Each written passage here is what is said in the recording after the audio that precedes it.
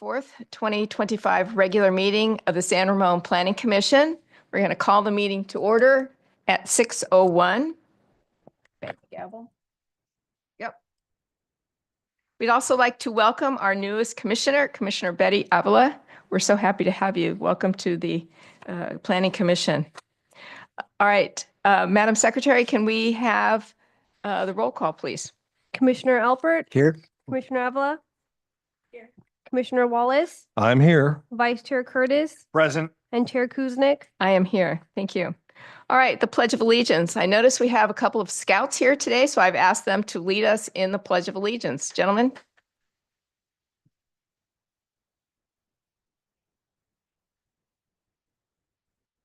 Start talking. To the flag of the United States of America and to the republic for which it stands, one nation, under God, indivisible, with liberty and justice for all. Thank you. Thank you very much. Good luck on your communications merit badge. Item 4, public or written communications. At this time, members of the public may address the Planning Commission on any item not already on tonight's agenda. If you would like to speak, please fill out a speaker card located in the back of the room and submit it to our recording secretary. We will not be taking public comment via Zoom. Do we have any public comment on non-agendized items? No written communication or speaker cards received for this item. Excellent. Thank you so much. Okay, item number 5, additions and revisions. Do we have any changes on that from commissioners? Nope. Okay. Item 6, the consent calendar. We have 3 items on the consent calendar. 6.1, minutes of the Planning Commission regular meeting, February 4th, 2025. 6.2, Transportation Advisory Committee appointment recommendations. And item 6.3, General Plan Annual Report. And we did receive written public comment from Brian Swanson. Discussion, gentlemen? I had a question on item number 6.3. How do we forward this report to the city council? Are you going to carry it over to the mayor's office or what? Oh, I have so many jokes coming in my head right now. I will depend on the staff and your able. Excellent. Okay, just curious about how do we forward it? Thank you. Well done. Do we have a motion to approve the consent calendar as we have received it? I'll move to approve items 6.1, 6.2, and 6.3 on the consent calendar. Excellent. I will second that motion. All right, we have a motion and we will be voting here.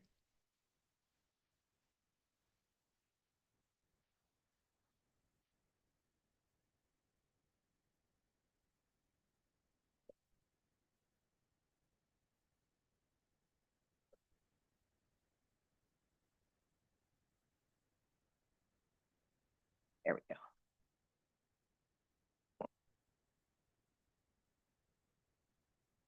All right, excellent. The motion passed 5-0. Thank you very much. All right, moving on.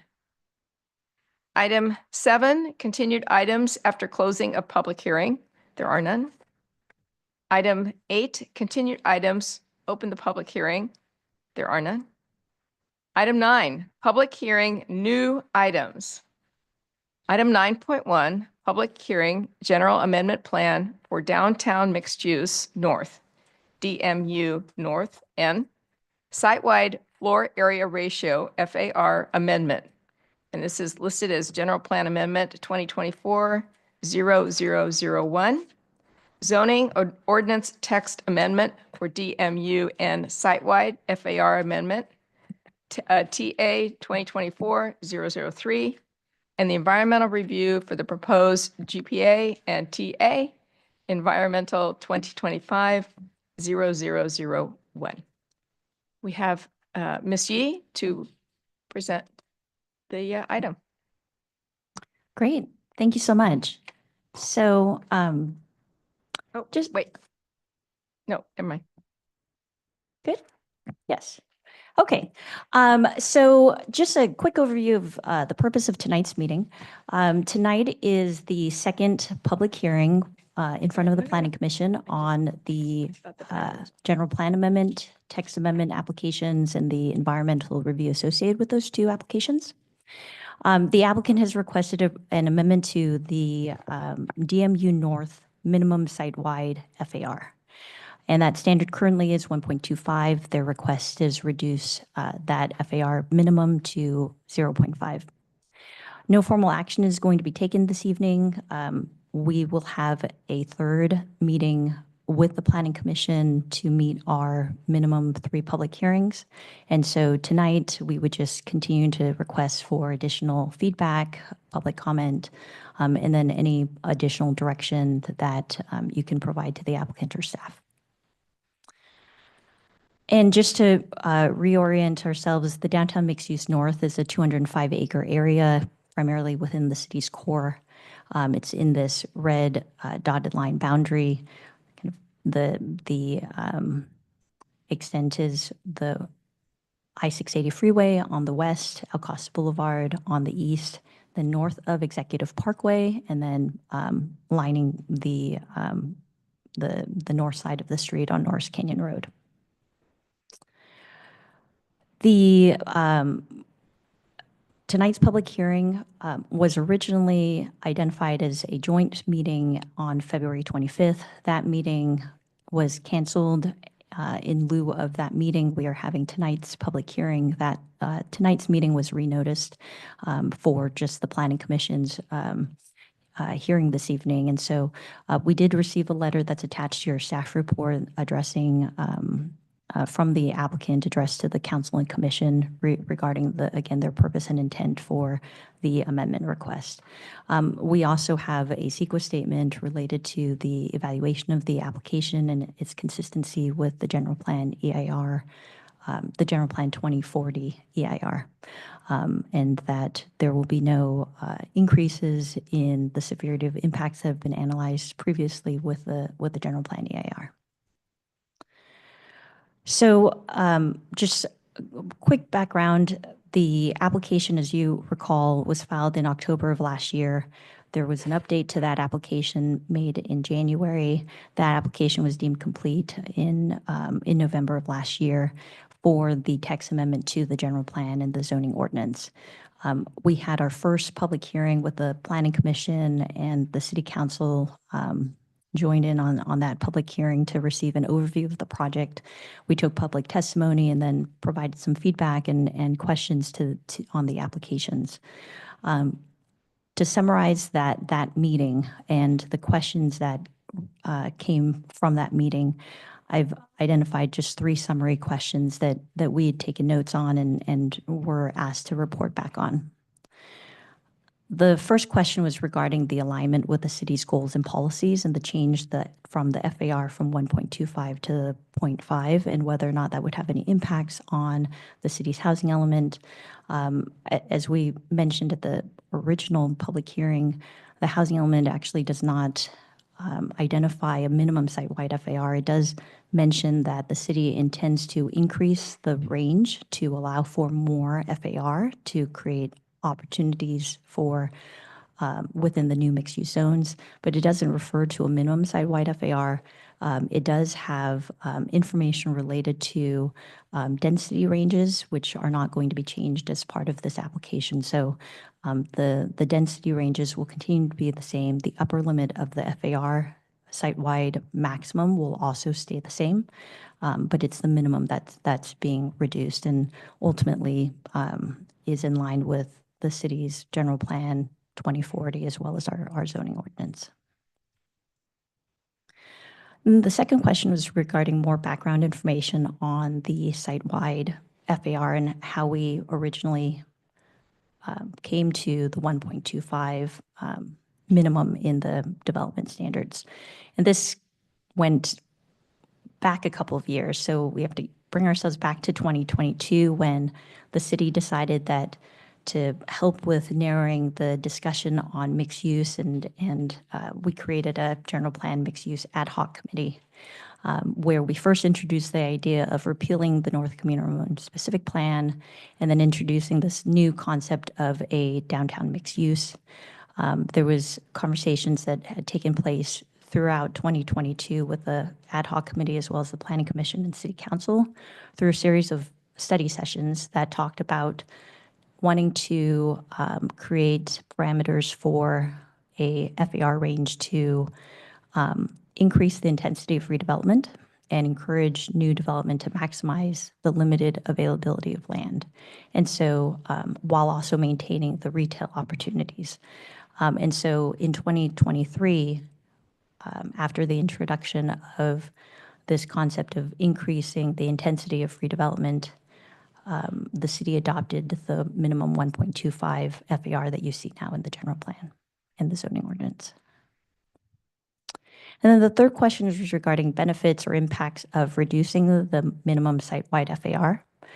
And so the staff report kind of goes into some detail about the different benefits and impacts, but in summary, the standard could be viewed as a barrier to development or increasing the cost to construct housing by forcing property owners to build more building area as to meet the site-wide FAR, or to rely on density bonus to then increase the number of affordable units that may be required in order to get a waiver from that development standard. It doesn't prevent redevelopment at the intensity that the general plan envisioned. It still has a range in which the applicant, any applicant can make a request for, using the upper end of the range or the lower end of the range. This gives ultimately flexibility to design the project area, but has the potential to lower building heights or have less residential square footage and housing units. And it also creates more housing type options. And so typically with a higher FAR, you might see high-rise, mid-rise type of development as a result of the minimum FAR standard. This potentially gives you a wider range of housing types. So with that, that concludes my staff report this evening. Tonight, we're just looking for some additional direction and feedback from the public and the commission. We are recommending that tonight's meeting continue to a date certain. We've set aside March 18th as the next available for the commission. That way we can continue the hearing based on the notice that we've already sent out. So with that, that concludes my presentation. I know the applicant also has a presentation this evening, so if you'd like to maybe take that first and I can come back with questions. Great.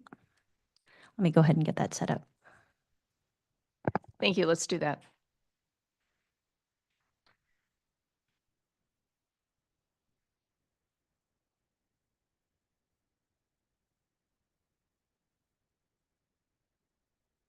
I'm going to pass it over to Stephanie Hill with Sunset Development.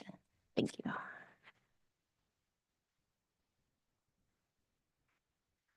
Good evening, Chair Kuzinik and Planning Commissioners. On behalf of Sunset Development, I'm Stephanie Hill. We appreciate the opportunity to follow up on last month's Joint Planning Commission and City Council meeting regarding the reduction in the DMU North site-wide minimum FAR. The FAR reduction is the first element of our broader plan to deliver affordable housing in Bishop Ranch. Given how that discussion went, we decided a more complete explanation was needed, rather than describing the steps incrementally over the multiple required meetings. We sent out a letter that describes how the DMU North FAR reduction allows for an alternate affordable housing strategy, which increases the number of affordable homes delivered at a deeper level of affordability. We will review the concepts in that letter more broadly and leave time for any discussion on questions or comments that you may have. We have been describing our vision for Bishop Ranch for many years, and it is a vision that we believe is shared by the city's leaders. Broadly, we are adding residential and retail uses within Bishop Ranch in a way that creates walkable connectivity and promotes the city and Sunset's decades-long commitment to open space. Within a community, it is important to support a variety of housing types, including rental and ownership opportunities that create a fabric rather than just delivering one building type and architecture. We propose to add higher intensity residential developments at the city core where they are proximate to existing and planned retail, which will improve the viability of those projects and that will be an important sales tax driver for the city. With all of this, we want to advance San Ramon's goals and requirements, which we have oriented our own goals to be symbiotic with. Our intentions are to deliver housing on as fast a timeline as practical and reasonable, and to deliver affordable housing in the most impactful way that we can. We have frequently referred to Bishop Branch land use diagram, which depicts our development strategy. On this slide, you can see the downtown core, generally near Bollinger Canyon and Camino Ramon. We have proposed concentrating retail, hotel, and conference center uses with taller residential communities within this area. City Center Mixed Use, CCMU, is where the City Walk development is located. This includes 4,500 residential homes, predominantly in the 5 to 7 story building typology. City Center is a successful execution of horizontal mixed use for downtown San Ramon. The low-rise open layout feels more welcoming and less imposing than a taller development. Alexander Square benefits from the open-air environment supporting leisure activities, events, and destination dining. The horizontal format allows for easier reconfiguration of retail spaces, accommodating tenant needs over time, particularly for destination retail. We are proposing vertical mixed use at Orchards within DMU South, which is across the street on Bollinger Canyon. This development would include ground floor retail with residential uses above. This will be a different but complementary type of retail to City Center and will be more resident-oriented businesses serving with a proximity to a centrally located park. After our last meeting and in the letter, you are likely familiar with the two development standards that we've been discussing for DMU North and DMU South, dwelling units per acre and floor area ratio. The dwelling unit per acre range is 20 to 60 units, and the FAR range is 1.25 to 2.75. The two metrics do not align for 100% residential developments. From the table, you can see that a project at 22 units per acre, like BR7 Bartlett, results in a 0.72 FAR and does not qualify.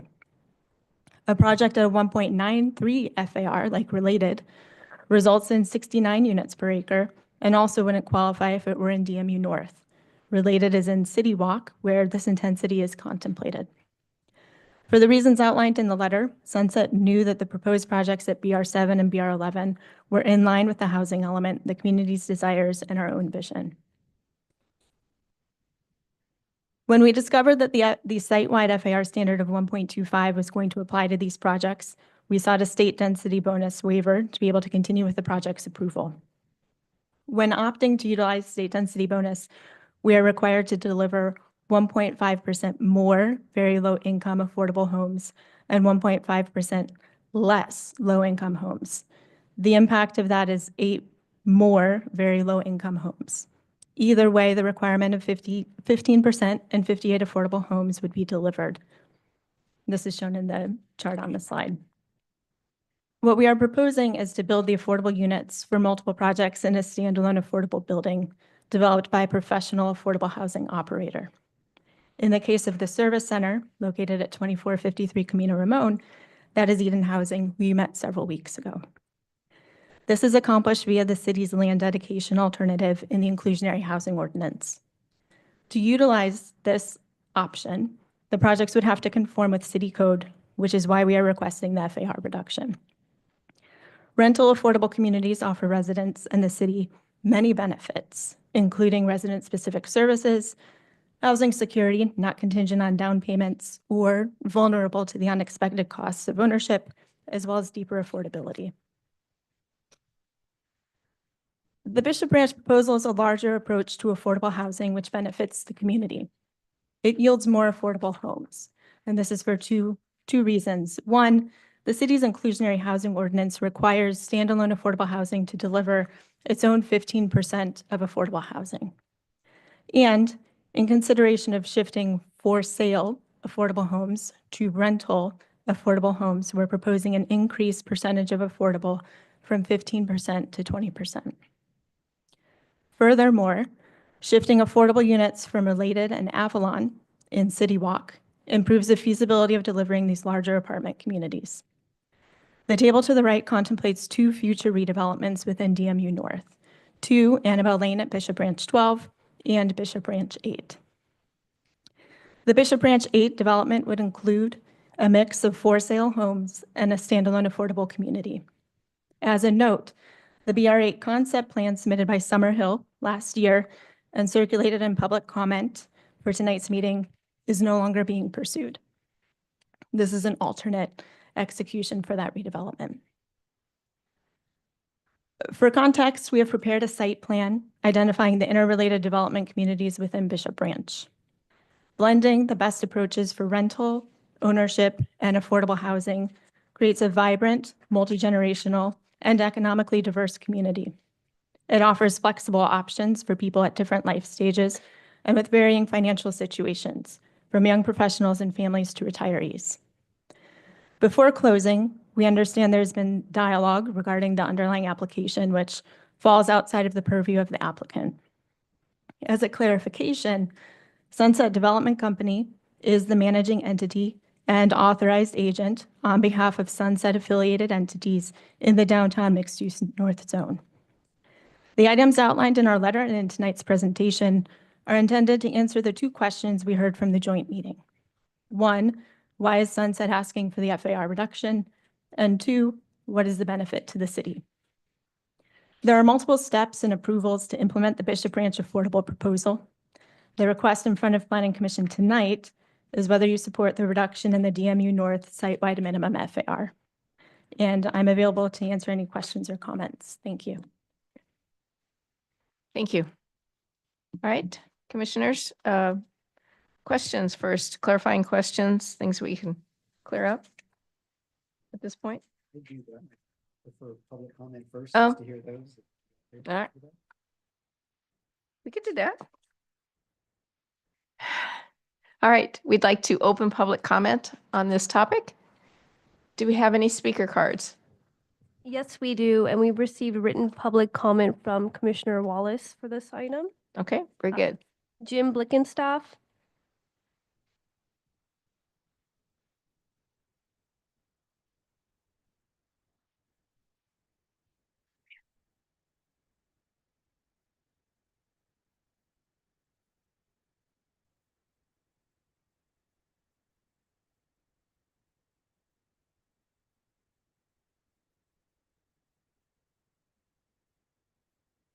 Good evening, Commissioners. It's been a little while.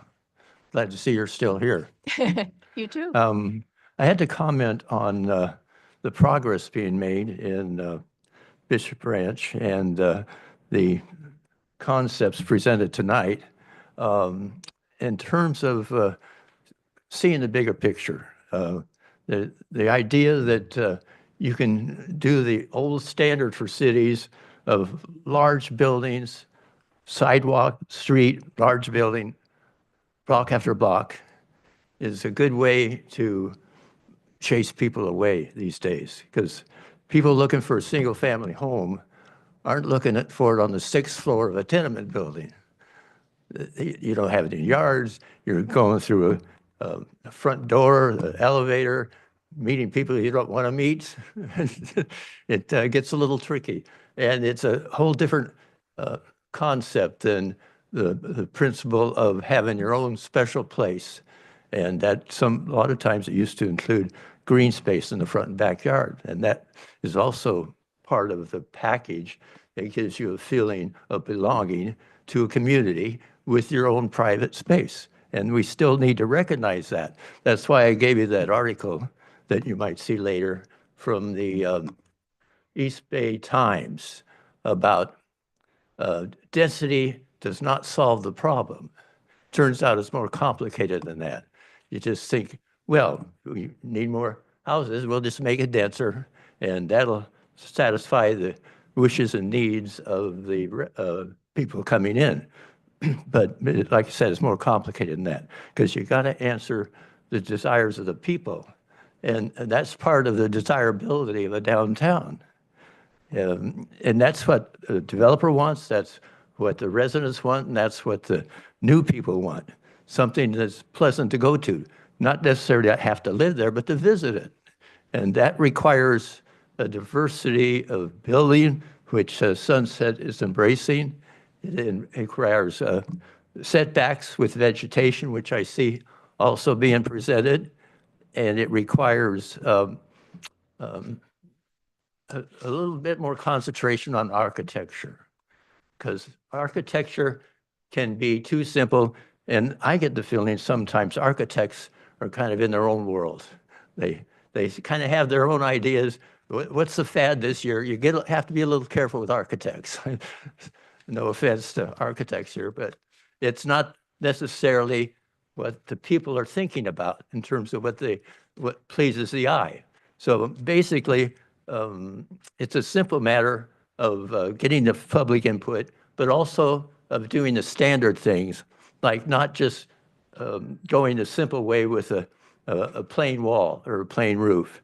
Articulation is a great way to make it look more interesting, variations of color and texture, and things that require a little more thought to make it part of the desirability. One other aspect that's critical and has been ignored for a while as we pursue housing quotas and affordable housing percentages, we don't seem to be pursuing parks percentages. And that's where the general plan comes in, because it sets a standard for parks at 6.5 acres and 4 acres, I believe, for neighborhood parks. And keep in mind, in the back of your mind, when you're looking at these things, parks are more essential now than ever because housing units these days are tighter and smaller, and a lot of them don't have a front yard or backyard. They don't have their own personal green space. So you need that neighborhood park more than ever to make up for that. And that's where, let's get the whole picture of including everything that makes the place more desirable. But I'd like to see the new start that I hadn't seen in the past about looking at it more critically. And as I said, it's a complicated issue. So just tossing out high density numbers doesn't really address the demand structure of the residents of the people moving to California. And then it gets a little messy. So that's the message today, and it's to be continued. So we'll see you soon, I'm sure. Thank you. Thank you. Chagarag Kathrani. Hello, everyone. Good to see all of you. So I saw both the presentation. One of the key point which was not very clear is this FAR reduction is only for this particular project, or is it for the entire area of Bishop Ranch? That's one thing unclear. And what would be the financial impact on the developer if the FAR is not reduced, because they could always use the affordable housing. And as far as in the last meeting, it was probably a couple of extra homes. So we should have a financial impact of study when we give it to the council for approval. Thank you. Thank you.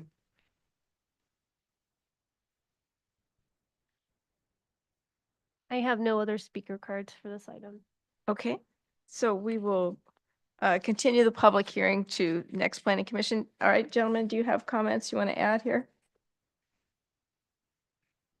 Go first. Okay, Might be a combination of questions and comments, if I could. The first, I think, is to staff, Cindy. In the staff report, there was, and I just want to just for the public record, it did say that changing the FAR may result in lower realistic development analyzed by the general plan EIR. And I know that was a comment related to the EIR and per se, but the housing element in the number of homes that we anticipate was also based on the realistic building capacity. And you said it at least once, maybe twice, but I just want to confirm again even though we are potentially, possibly changing the realistic development capacity, we will still not negatively impact our approved housing element. Is that correct? That's correct. Okay, good. Thank you. Thank you for that. And then my next question is related to the sunset proposal. And I first have a question on our inclusionary housing ordinance. I assume that if that ever gets pursued, we could potentially have to examine the impact as it relates to the inclusionary housing ordinance. Is that fair to say, to make sure it's, because there's a lot of requirements in the inclusionary housing ordinance that a developer has to meet to qualify, and we do offer the ability to do offsite, but and if it comes forward, I assume that we'll have to ensure that all of the must builds and the for sale and the rentals and the all affordability levels are all checked off when we do that, if we get there.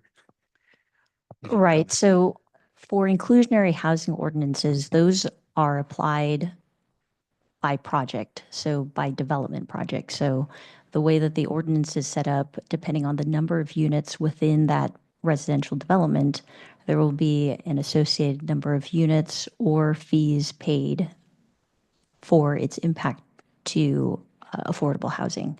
And so on a project by project basis, each project will then provide their affordable housing plan, and our job would then be to determine whether or not it is in alignment with the inclusionary housing ordinance. And the ordinance itself does lay out a number of different options, whether that's must build or fees in lieu of development, depending on the size of the project, the types of affordable units that in terms of the affordability levels. And then also, as you mentioned, other alternatives such as offsite construction or partnerships with another development. But there are different avenues in which a project can meet the inclusionary ordinance that the city has. And then just to answer the one question that came up is the scope of the proposed change is the entirety of DMU North, which is roughly the freeway to Alcosta and Norris to Executive. So that's the entirety of the DMU North zone. Okay. And I had some questions, I think, for Sunset, just to make sure I did follow what was shared. And I know we're not really talking tonight about the affordability, but I think what I got, and I appreciate the last picture drawing, anticipating 3 of all affordable housing projects. The one that we've seen already at the service center, and then a new one we haven't seen yet, of course, at the corner of BR 8, and then a third to be determined in the future at the Orchards property. And those will capture the ones that are not affordable, like the service center. I think I heard you say perhaps it'll take on the 7-Elevens, 7s and 11s. And then, and that's the concept, is that. Yes, so we're proposing 3 standalone affordable communities, with the affordable community at the service center, which is the Eden proposal that you saw several weeks ago, and the standalone affordable community at BR8, which has not yet been presented. The concept is that would cover the affordable for the DMU North, as well as the first 2 phases of City Walk. And then the affordable housing within Orchards is contemplated in the application materials that were submitted last winter. And so that would be for that associated community, which is the redevelopment of Chevron Park. Okay, great, thank you. And then I think you mentioned at the joint meeting, you originally thought you wanted to remove the FAR completely for all residential projects, but on the resubmission, you sort of modified it to the 0.5. Could you expand on the thinking on that one? So there was a piece of it where a lot of the conversations that we've been having with the Planning Commission and the City Council is about objective design standards. And so the 0.5 allows for an objective design standard for future developments within the DMU North zone.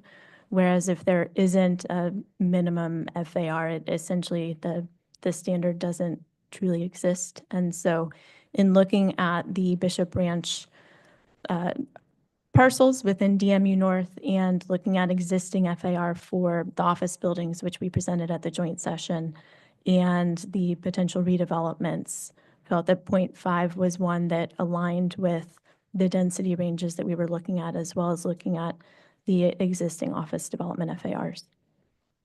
Thank you. No further questions. Yeah. On this side, questions? Okay, Commissioner Curtis. Well, you answered one of mine with the 0.5, because I was trying to figure out, like, why did we get a 0.5 and not 0.75? Because if we're going from 1.25 down, why are we going below? Even 0.75 is more than a half, but I'm wondering what was that standard? But you kind of answered that a little bit there. So I do have a question where it says in the writing here, it says that by redeveloping opportunities in the DMU North by removing the governmental constraint that the applicant has deemed or has identified. So what are those constraints that you say are in your way right now by having the FAR? Like that literally can't allow you to build any project? So what we attempted to answer within the letter that was provided was what we would like to do is to do off-site standalone affordable housing. And right now, we are unable to do that because we are using state density bonus in order to navigate the minimum site-wide FAR of 1.25. And in order to do standalone affordable off-site housing, we need to comply with the underlying zoning for the project. And so that's really the genesis of the request, is to allow for off-site affordable housing. We need to have a lower minimum site-wide FAR within DMU North. And what is the benefit of having the offsite as opposed to the lower income housing mixed in with the other units that are being built? So there's multiple benefits. One being that there's a higher number of affordable homes that are developed because the offsite has its own 15% requirement. So if we needed to build 85 homes of affordable housing, they have their own affordable requirement. And so there's 100 homes that are built rather than 85 homes. And then if we look at rental housing versus ownership housing, there are some implications with tenure, where with a for sale home, you need to have a down payment, which can be a substantial financial barrier. It also can be a barrier for homeownership if there are substantial student loans or if there are other financial considerations. There's also a piece where with ownership, there are association fees and homeowners dues that are not necessarily controlled. And so they're susceptible to high increases that may happen where someone potentially loses their home because a homeowner's assessment went from $500 to $1,000. So those are all pieces of some of the challenges with for sale. With rental, we are looking at deeper affordability in terms of predominantly the majority of the units are at less than 80% area median income for households who are moving in. The communities are also professionally managed. They have resident services that are focused on the populations that they're serving. And so those are some of the benefits associated with rental as opposed to for sale. So there are benefits of increased affordable housing, levels of service that are provided to residents as well. Specifically, if you build them with the same type of company that Aspen that was building the one over on the service center? Eden Housing? Eden, excuse me. Yes, Yeah. they are a regional affordable housing developer. They essentially develop, own, operate affordable housing communities throughout the Bay Area. So you get those benefits if you're utilizing that company to build the other offsite, That's correct. and only if you're using that company. There are multiple affordable Okay. housing developers. However, Eden is a reputable developer that is well known for high quality housing for affordable communities. One more question. It also says that this type of design flexibility in the DMU North could potentially result in lower building heights, less residential building square footage housing units, and more housing types options from single family to high rise. So can we expect in the future that Sunset will no longer be presenting anything over 2 stories? Since we're now able to adjust the FAR, we're having lower houses or maybe more single family 1-story homes? Since in all the proposals we've seen, there are no single family homes in any of the proposals. Single story. Single story, excuse me. So we have a variety of housing that's being proposed throughout Bishop Branch, and that ranges from single-family homes through 7-story residential and apartment communities. Right. And one of the things that we've really focused on is looking at where are we concentrating different intensity of residential development.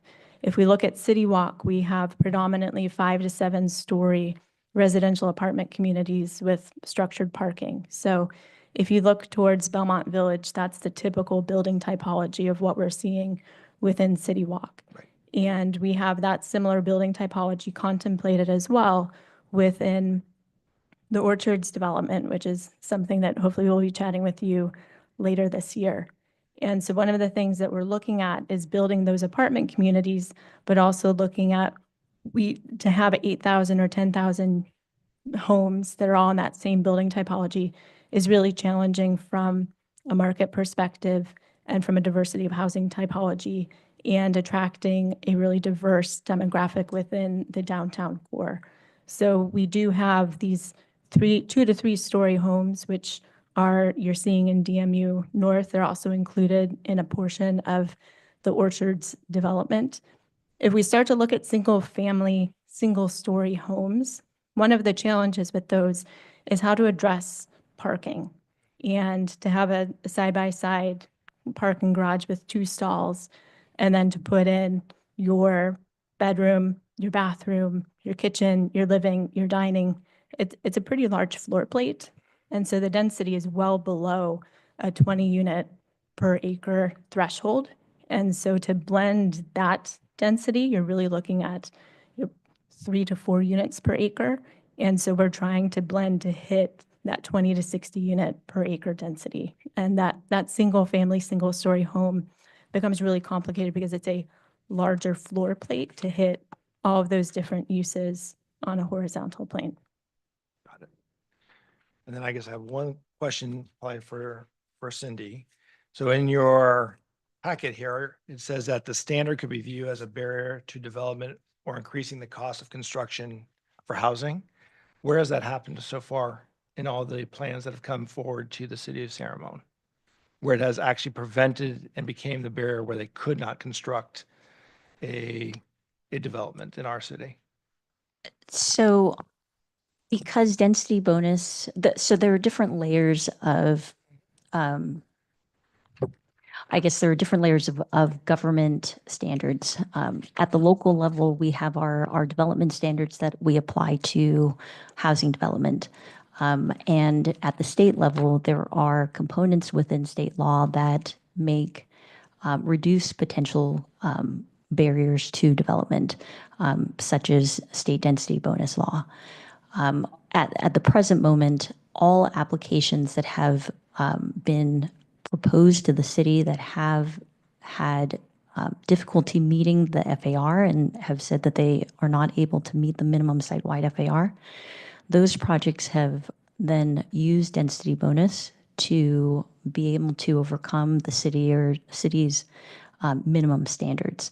And that's those are how those 2 different layers of government are right now able to assist developers from being able to overcome the city's standard.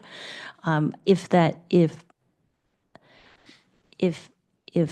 a applicant is not going to use density bonus, ultimately that's going to result in, at least from what applicants have told us, that they would have a completely different product type and financially not be able to necessarily provide to those units at the standards that the city has set.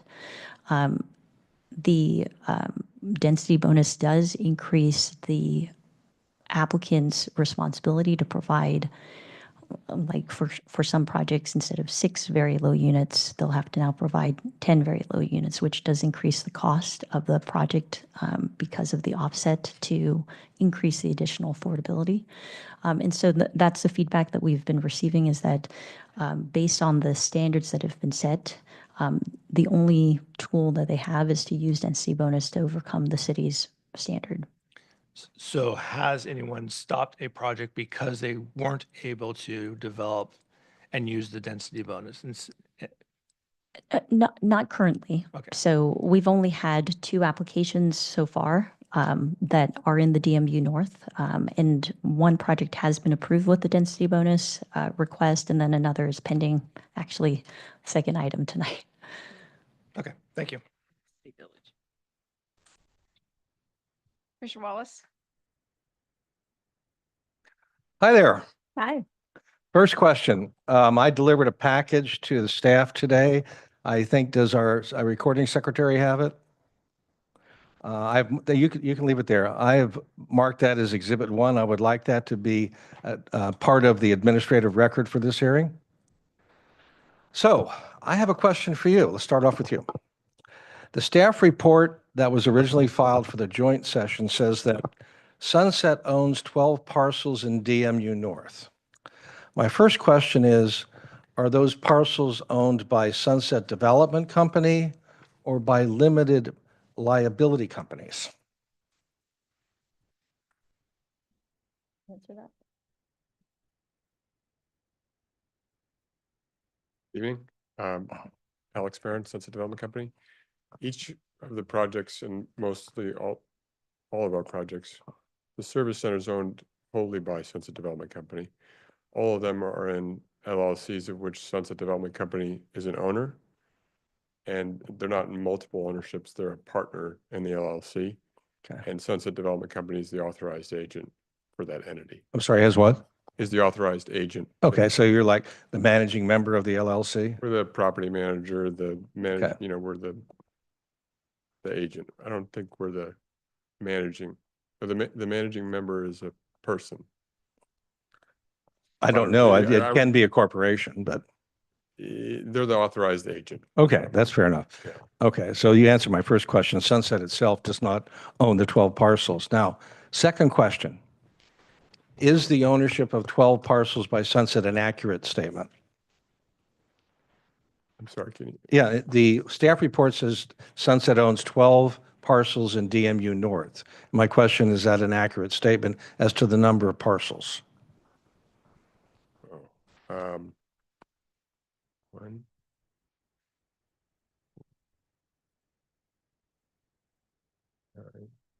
I'd have to check it, because some of them have multiple parcels per site. Okay. Next question. The staff report also indicates that Sunset, of the 205 acres in DMU North, owns 96. Is that basically accurate? I'd have to pull I have a spreadsheet for that. Okay, Hold all on. right. I'm not trying to ambush you here. I'm just trying to get some stuff. If the set staff down. did it, I'm sure it's accurate. Okay, all right. I appreciate that. Question, you can sit down. Okay. I'll try not to have you bounce up and back. Okay. First question is for Cindy, Ms. Yee. I saw the history that you wrote about the history of how the FAR came into being. And it goes back to the summer of 2022 when we formed something called an ad hoc committee to study the issue. And during the course of those discussions, the idea came up that to create, in the lieu of the imminent demise of North Camino Ramon specific plan, a series of mixed unit areas. And for each of those areas, it was discussed to have a site-wide minimum FAR, correct? Yes. And there were a number of public hearings before the Planning Commission. Of course, the ad hoc was actually a public meeting, but we never could get anybody to show up. So we had hearings in front of the Planning Commission and joint meetings in front of the City Council. I don't recall anybody coming to any of those meetings and complaining about the FAR requirement for any of the mixed-use areas. Do you recall that? I don't recall any public comment that was received related to the minimum site-wide FAR. Okay. Now, the general plan that we're talking about looks forward to 2040, is that right? Right. It has basically almost a 20-year time span from the time it was adopted. And now we're talking about an amendment about a year into the existence of that general plan, right? Yeah. Okay. All right. So let's talk about the FAR waiver and the density bonus. Those are interesting subjects. Okay, let's first of all, our city has an inclusionary housing ordinance, correct? Right. And it requires that 15% of all residential units be set aside for, quote, affordable units, close quote, of various income categories, correct?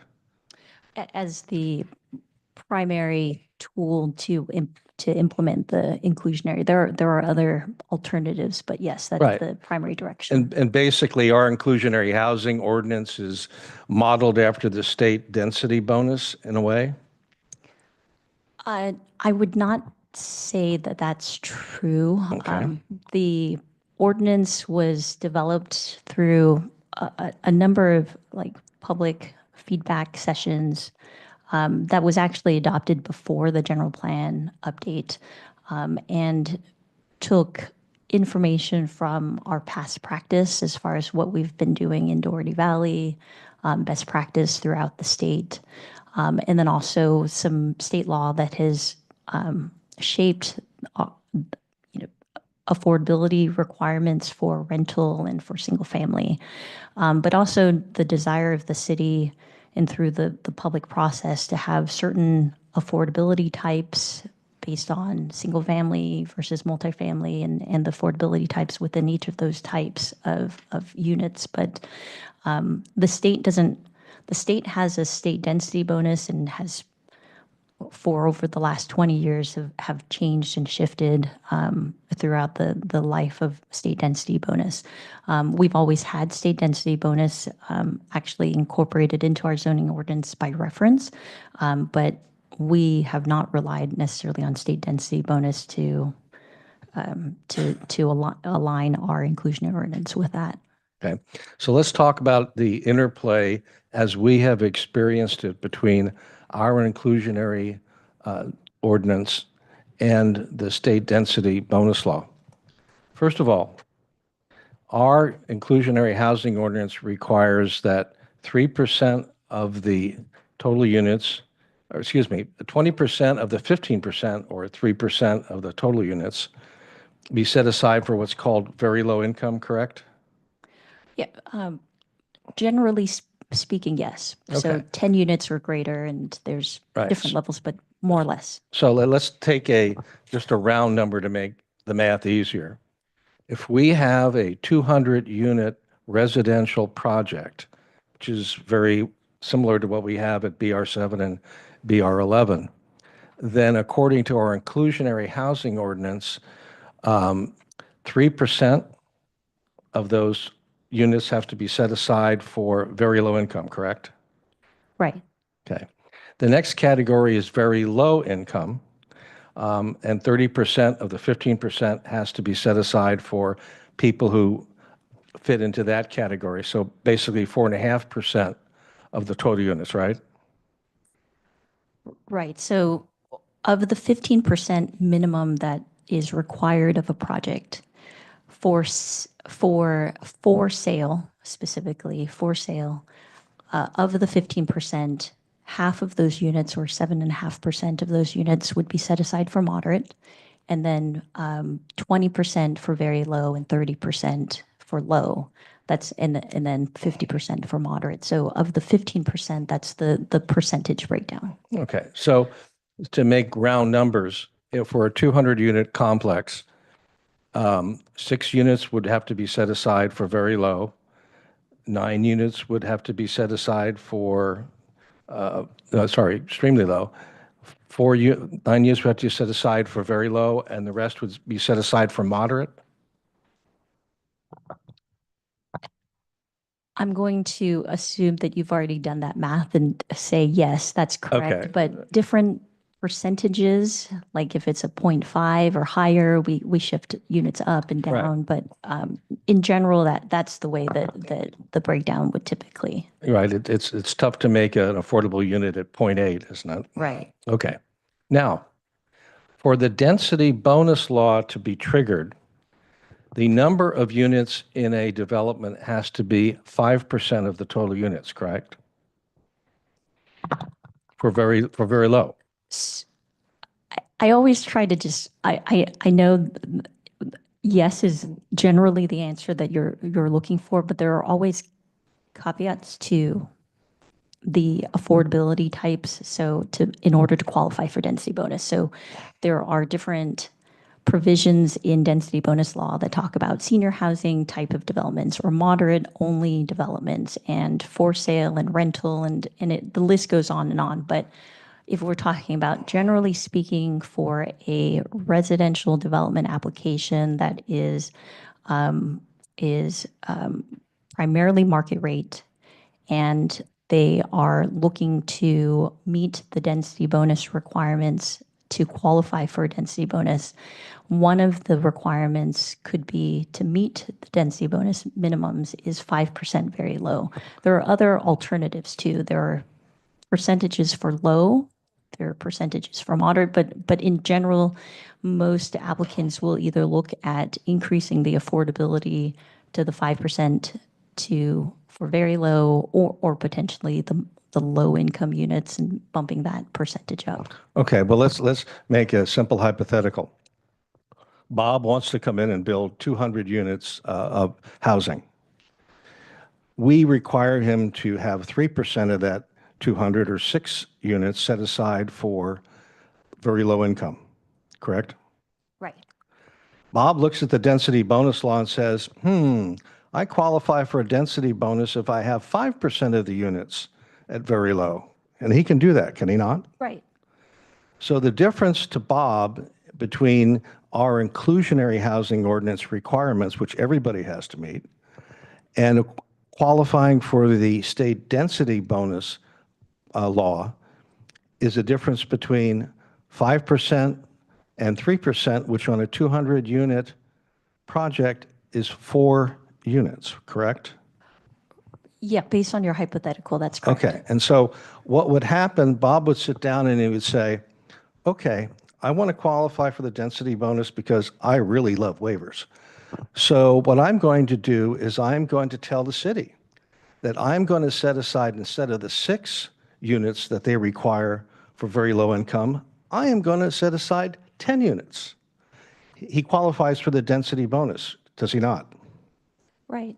And then one of the benefits of the density bonus law under those circumstances is he gets one concession, correct?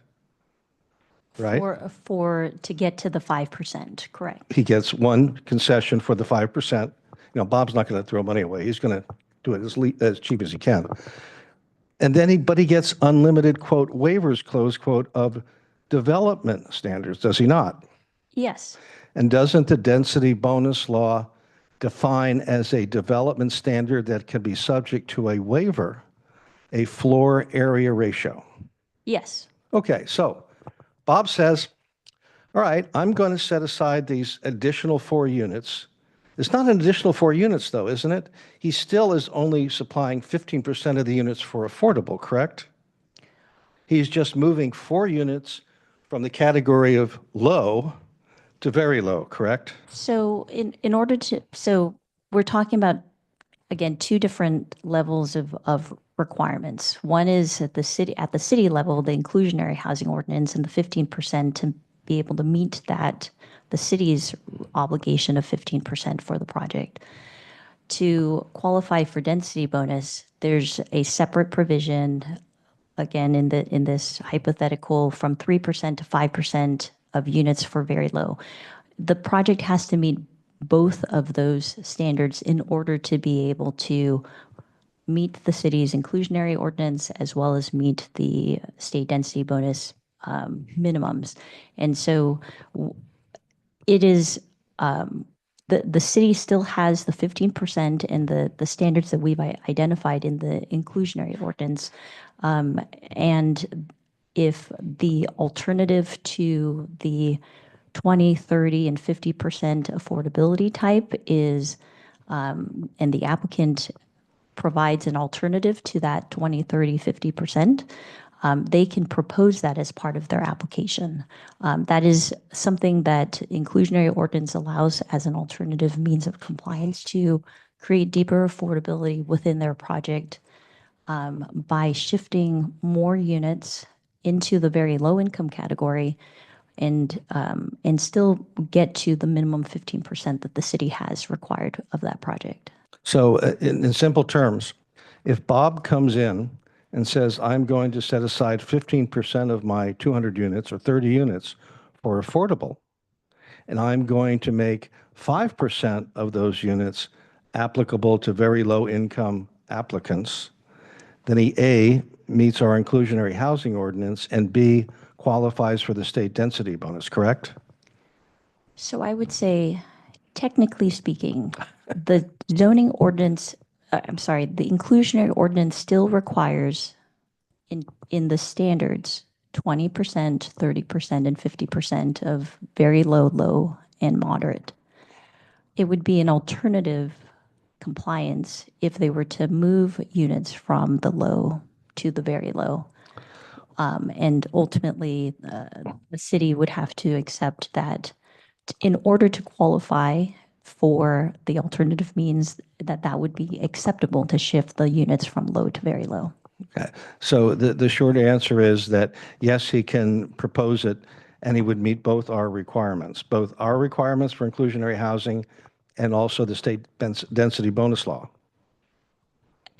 Through alternative means of compliance, yes. Now, since you've been on the planning staff, have we ever denied a proposal that offered to shift units from low to very low as long as the number of units that was part of the affordable housing number was met? Well, so I would say that inclusionary ordinance has only really been around for the last 4 years. The city really adopted our inclusionary ordinance as a ordinance that can be enforced just 4 years ago. We did have specific plans that also have inclusionary components that are part of that, but at least in the last 4 years, there have been, we in partly because of state law, no, we haven't denied any applications that have requested to give deeper affordability in their project. Thank you. And on the flip side of my question, we have allowed applicants to modify our schedule of inclusionary housing ordinance to shift units from the low income category to the very low income category to allow the applicant to qualify for the state density bonus, correct?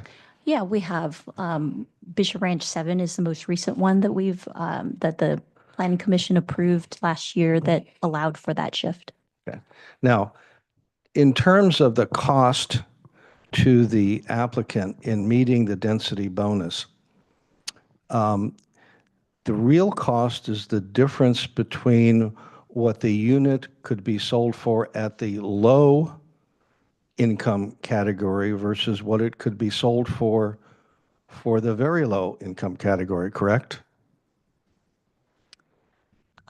I think that, yeah, theoretically, yes. Okay. Now, when we worked on the housing element, seems like an eon ago, one of the things we created was a matrix of affordable prices for San Ramon. Do you recall that? Yeah, it was attached to your memo. Right. So you've seen that. Uh-huh. So do you have a copy of the memo? I do. Good. Could you turn to page 24 of the memo? Yeah.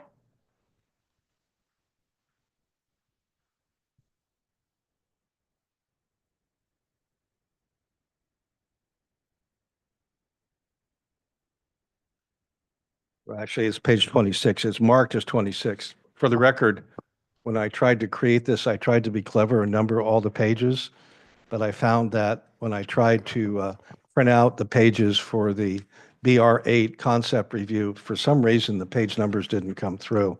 So I have pages numbered at the bottom page, and this is page 26 of 34. Yes, I've got it. Okay, now, in the middle of the page, there's a table that's called low income. Do you see that? Mhm.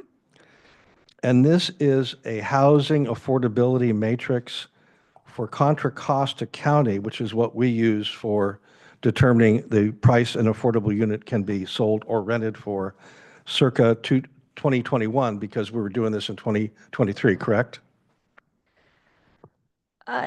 So this is accurate as of for that year. Right, Yes, I 20. understand. I mean, it would be a little hard for us to use 24 or 25 numbers when we did the housing element in 2023. I mean, we're good, but not that good. Now, so in the low income, there is a line that says 4-person. You see that? Mhm. And if you go across where it's to the last 2 columns, it says affordable price. Do you see that? Yes. Okay. The first of those 2 columns is marked sale, and that is the maximum price that can be charged to a person in the low income category for a 4-person unit. That's what it's designed for. Right. So I think just for the public, we're talking about housing element table 11.2-17. This is the housing affordability matrix. Right. And this does break down the typical sales price for all the different affordability levels based on the number of people within a household. There are different price points based on the size of the unit. Okay. Now, so for our hypothetical 4-person family in the low income bracket, the most that can be charged is a little over $381,000. Yeah. Okay, if you go up to the next table, which is entitled very low income, do you see that? Mhm. There is also a line that's listed 4-person, do you see that? And if you go across to the next to the last column, which is affordable price for sale, it has a maximum price of $205,290, correct?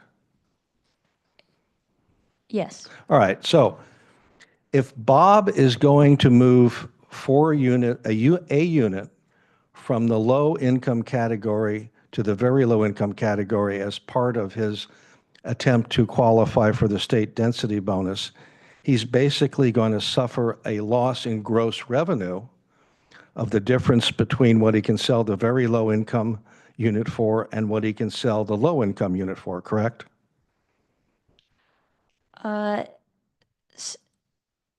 So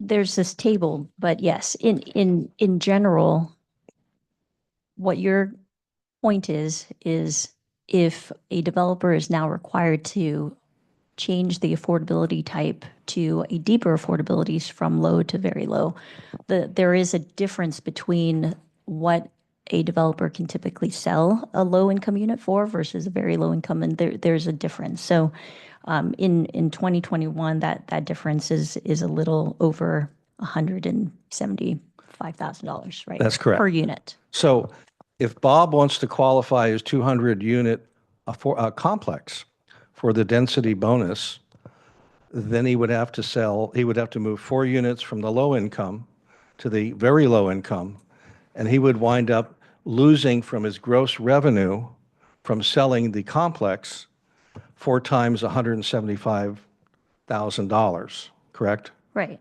Which is about roughly around $550,000. Now, have you been over to City Village in the last year or so and see what the prices are? Yeah. Okay. And if you looked at my package, you know that on the last page, I thoughtfully included the last City Village price list, which has a range of sales for the remaining units of between about 1.3 and almost $1.7 million. So let's just pick sort of a mid-range of $1.5 million. So in Bob's case, he sits down with his pencil and says, okay, I'm going to sell 200 units at an average price of $1.5 million. That's $300 million. In order to get rid of this pesky FAR, I have to give up about $550,000. That's sort of the equation Bob looks at?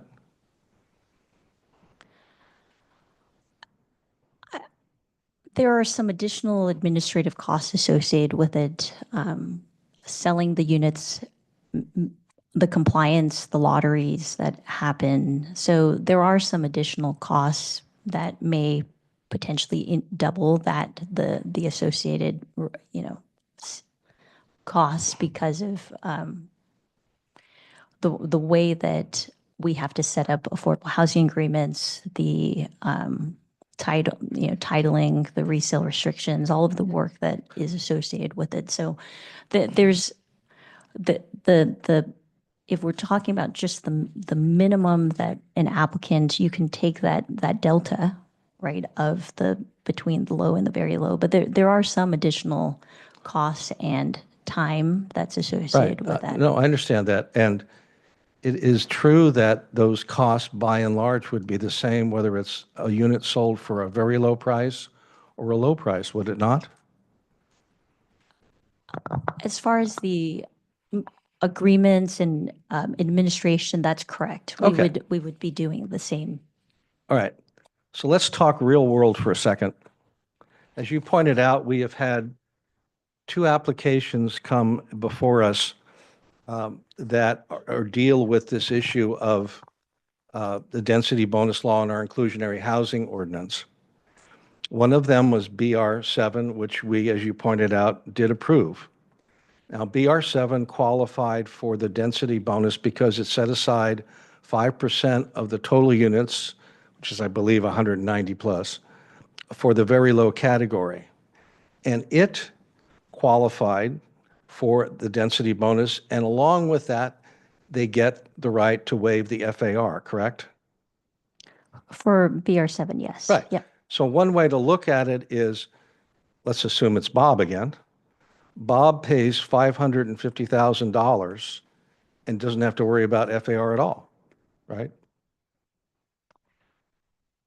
That's one choice Bob can make. Okay, now, BR7, there was another thing that came in front of us for a waiver, and that's called parking. And BR7 is underparked in terms of our city standards, correct? To my understanding, yes. And our parking standards would be considered a development standard, correct? Right. And so in order to avoid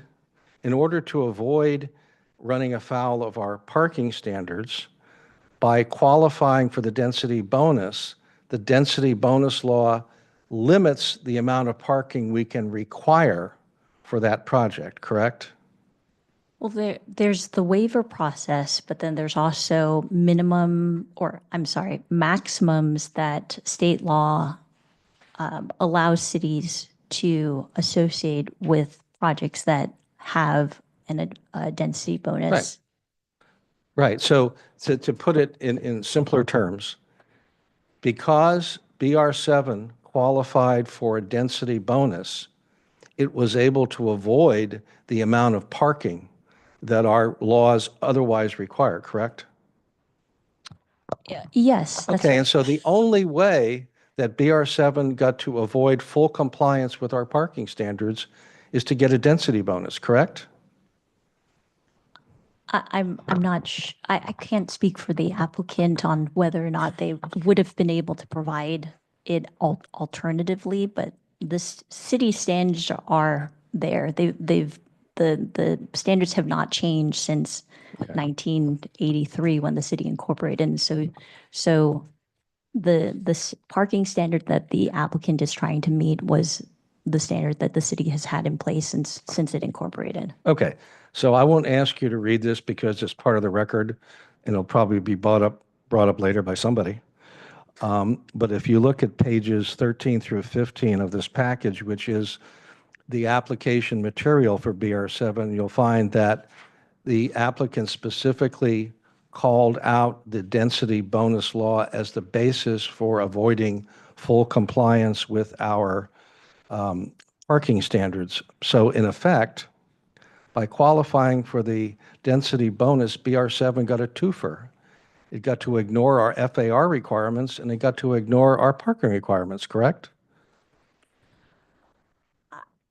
Probably wouldn't necessarily choose the word ignore. I think I would use that the state law incentivizes affordable housing and allows an applicant to use state density bonus when that applicant feels that the standards are going to either increase the financial burden onto the project and make housing more costly, or may prevent a project from being able to be built. But and I think we went through this at the joint session where we discussed that oftentimes state law changes, and we've seen this with density bonus over the years, that, you know, a city can require a standard that's very high to meet maybe the community's goals, or potentially to make it a barrier to somebody from being able to develop.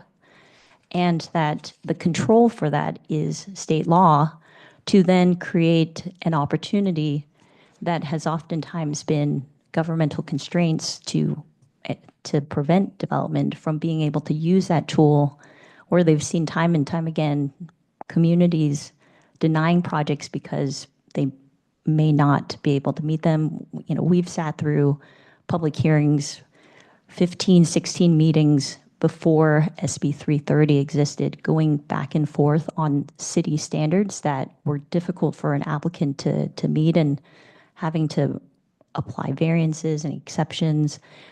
And variances and exceptions still exist as an alternative to density bonus. An applicant has the ability to request a shared parking agreement or alternative to the parking standards. Density bonus solves the problem, but there are multiple ways that the city allows for alternatives to those standards. So density bonus just happens to be a very quick and easy non-discretionary tool. Okay. And although I hate to preview what we have coming up later, you did mention BR11. And to shorten things, isn't it true that BR11 proposes to qualify for the state density bonus by providing 5% of the units as available to very low income applicants? Yes. And BR11 proposes to use the density bonus law to A, waive the FAR requirement, and B, to reduce the parking that would otherwise be required for its project. Correct. There's two waivers associated Right. with that project. Yeah, as I said, they love waivers. Could you turn to page 18 of the packet, please?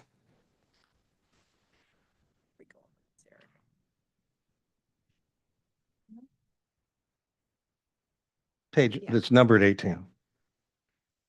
Oh, sorry. Yep, that's it. You got it.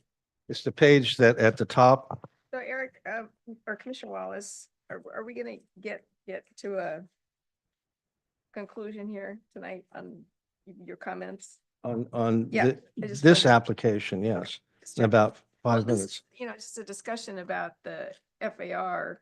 Yes, that's right, and I've limited to that.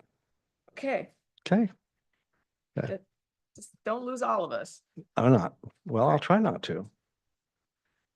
Now, there was a concept review filed for Bishop Ranch 8 last year, Yes, July 2024. and as shown on page 18 of Exhibit 1, there were 408 homes that were housing units proposed for that project. Included townhomes, condominium flat homes, detached townhomes, and single-family homes, correct? Yeah, it's shown in the highlighted area in your exhibit Right. 1. And with the single-family homes were projected to be 4-story. Everything else was going to be 3-story, correct? I can't recall off the top of my head exactly how the concept. It's been some time since I last reviewed that, but based on their description, that it sounds like that's Okay. what was proposed. And the FAR that was calculated for this particular project was 1.25, was it not? Right. Okay. Or the minimum that this project would have had to meet was 1.25. So going back to your original question of, have we seen any applicants not move forward? Potentially that may have been a decision by this applicant that after creating a site plan and developing and then looking at the standards, that potentially that's something that could have prevented them from moving forward beyond concept. Now, I just had a couple of questions that were triggered by Commissioner Curtis's question. Isn't it true that the residential density for DMU North is the highest in the entire city?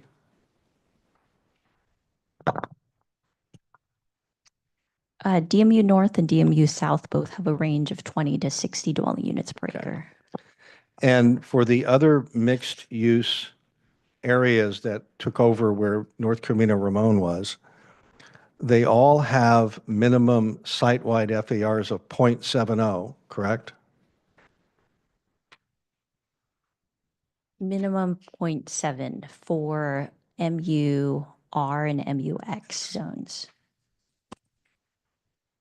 Is that That's what correct. you're asking? So one way to look at it is that the area in the city that has the highest residential density, if this amendment were to pass, would also have the lowest FAR for a mixed-use area in the city.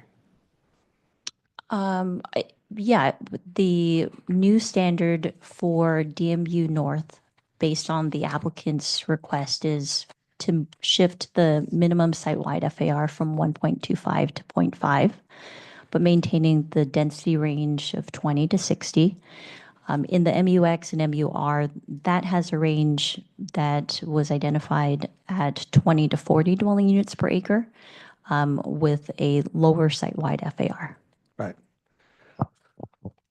That's all questions I had for the general plan amendment issue. Now, what do you want to do about the issue that Sunset brought up about the proposal? I had some questions on that. Okay. I mean, it was brought up. Will these, pardon me?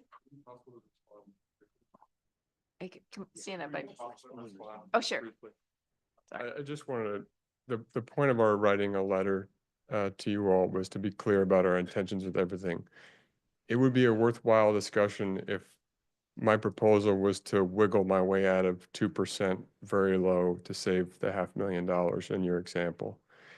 What we're proposing is to bring the projects back into city compliance, including the parking, where we have an alternative compliance plan for BR7, and build, in the example in the letter, not an example in real life, 100 units of extra affordable housing, all of which would be low and very low, and would produce no moderates. So more affordable housing by a huge number of units, lower levels, higher levels of affordability, lower rents. And it's not trying to get out of the $500,000 in the example. I just want to make that clear. That's not our attempt. What I understand is you have a plan that encompasses not simply the two parcels, the one that's been entitled and the one that doesn't, but it includes a large area not only of DMU North, but I think also, I don't believe that Related or Avalon is actually in DMU North, correct? That's correct. All right, so you're talking about a proposal that encompasses a very large area that exceeds the scope of the general plan amendment that you filed. And I guess the question, I have several questions. Let me ask you sort of an overall question. At this point, are you prepared to discuss the ins and outs of this proposal, or is this something that you want to put in front of us and say, here's what we're thinking about, and want to have a separate hearing to go over the proposal that you've laid out and spend the time dealing with it at that point? the reason I wanted to get up is to make it totally clear that whether we're talking about the whole proposal or just BR7 or just BR11, no matter how you look at it, we're proposing more affordable units than the 15% by a large margin, and all of them at the lower levels of affordability. No, I understand. It doesn't matter if you're looking at the whole thing or you're looking at, the 100 number was the whole deal, excluding orchards, but it's a huge margin of increased affordable units. No, I understand the bottom line of what you're trying Yeah. to propose. I mean, to me, this is, since it involves a couple of projects that don't exist yet, that haven't been filed yet, at least as far as I know, it's sort of like a concept of a plan.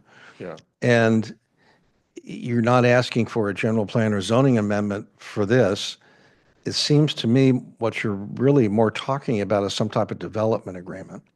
Correct. And Okay. however you all would like us to address these, we're happy to do it. Staff, I know, is the intent of the letter and the intent of tonight was to explain the whole thing, because last time we got into these issues of the delta between one affordability and the next, and it's kind of this long discussion that I don't think is capturing the big picture, which is that we're not trying to wiggle out of a couple of affordable units. No, I understand. I understand the broad outlines of your proposal. And my personal view is that this is something that ought to be set aside for a separate meeting to come in and have us prepare, because we didn't see your proposal until late Friday.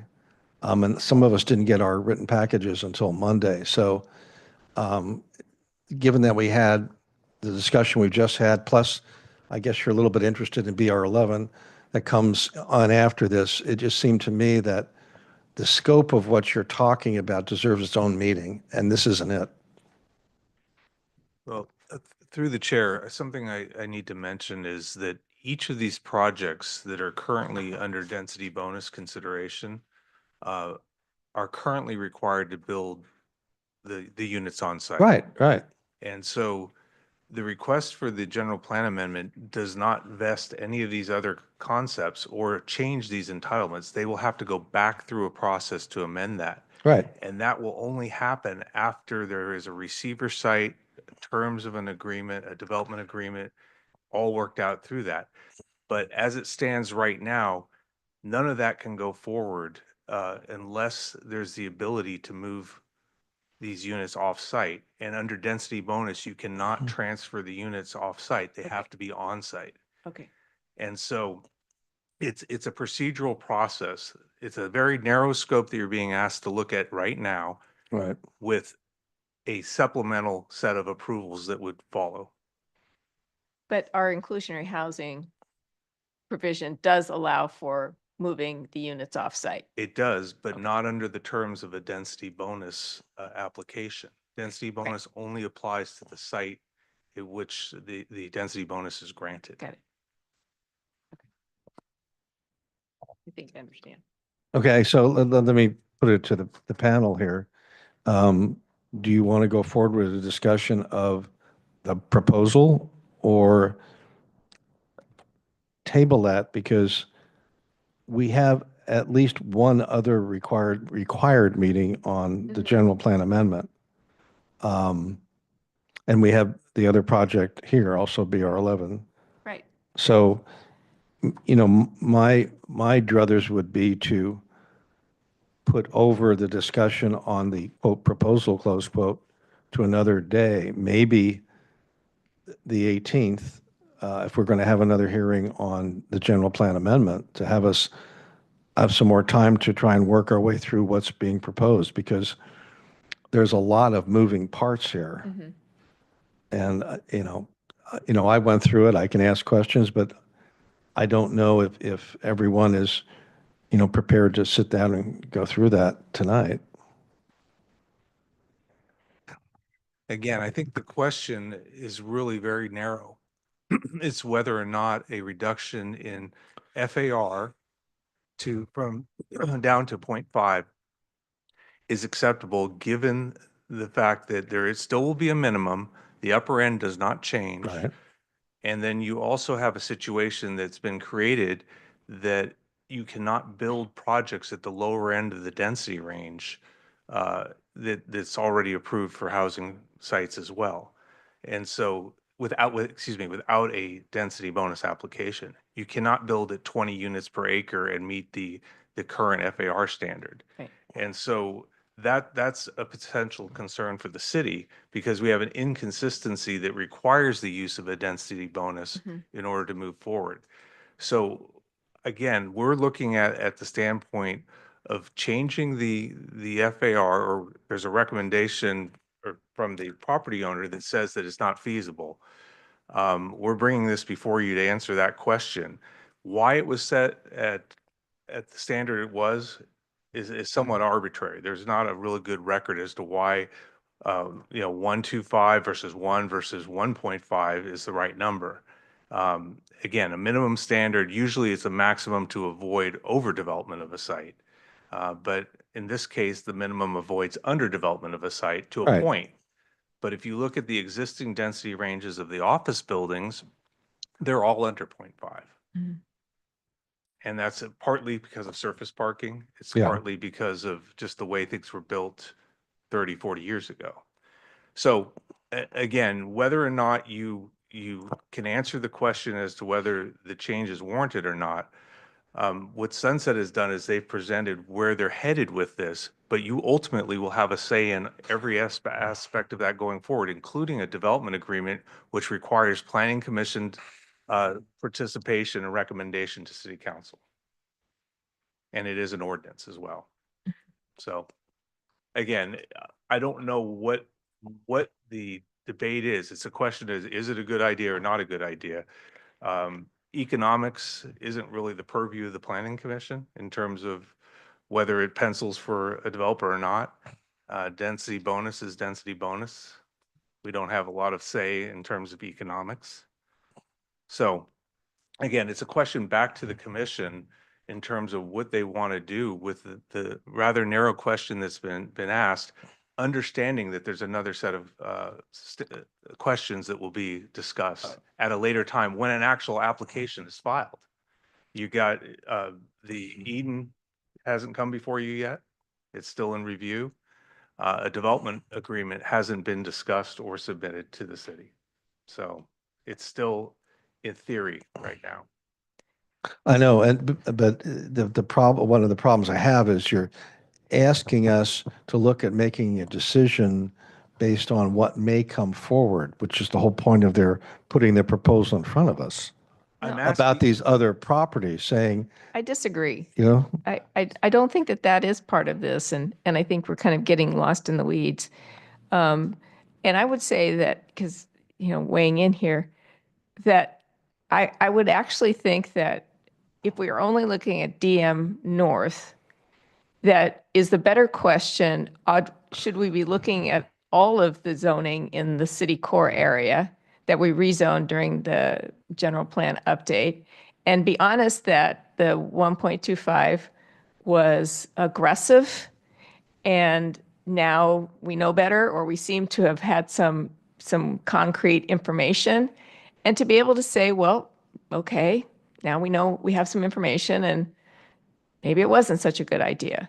So that would be my concern. I was reassured to hear that if we decide to go in this direction, that Avalon or related would have to come back if they're going to use the offsite affordable housing, because that was going to be my next question, was how does this impact projects we'd have already approved? And it sounds like there's a mechanism for that. right, and I would So- just add that both those projects are also covered by development agreements that did not envision the transfer Right. out of the project Mhm. area. Right. So Okay. So, but I also think that this will warrant another discussion. We do have at least one more meeting. We're not necessarily limited to 3, we're required 3. So I'd like to weigh in. Yes. We have an approved BR7 project qualified under the state density bonus law. And BR11 is being presented to qualify under the state density bonus law as well. So the question for us really is, are we willing to lower the FAR to allow these, because these projects will go forward. Let's ignore the phase next for a second. there's an approved project for BR7. It's already been approved. It'll go forward as we've seen it at the lower FAR because they qualified. BR11 may or may not, depending on tonight or future hearings. So the fact that Sunset shared what their roadmap looks like is to our benefit to have a picture of it, but that's not the question we're trying to answer tonight. And I don't think that it makes sense to me to twist up the Eden housing, sharing offsite, any of that as part of this discussion. And the main reason I'd say that is there's an awful lot of staff work and analysis needed, I think, on transferring the affordable units from the approved projects to offsite. And Cindy alluded to all of the things that need to be untwisted and analyzed as it relates to our inclusionary housing ordinance and all of the affordability items that are there, that I don't want to have that discussion on transferring off-site to a project that doesn't exist or before staff has had a chance to analyze it. And then I would be the first one that's time to want to have as many public hearings to get through the analysis, the transfer, the redo of the, by that point, probably 2 or 3 or 4 or 10 projects that we've approved, and the development agreement. Because y'all remember when we did the development agreement for City Walk, it was many, many meetings that we went through and analyzed it. And to try and put that as part of a general plan amendment, which in my opinion,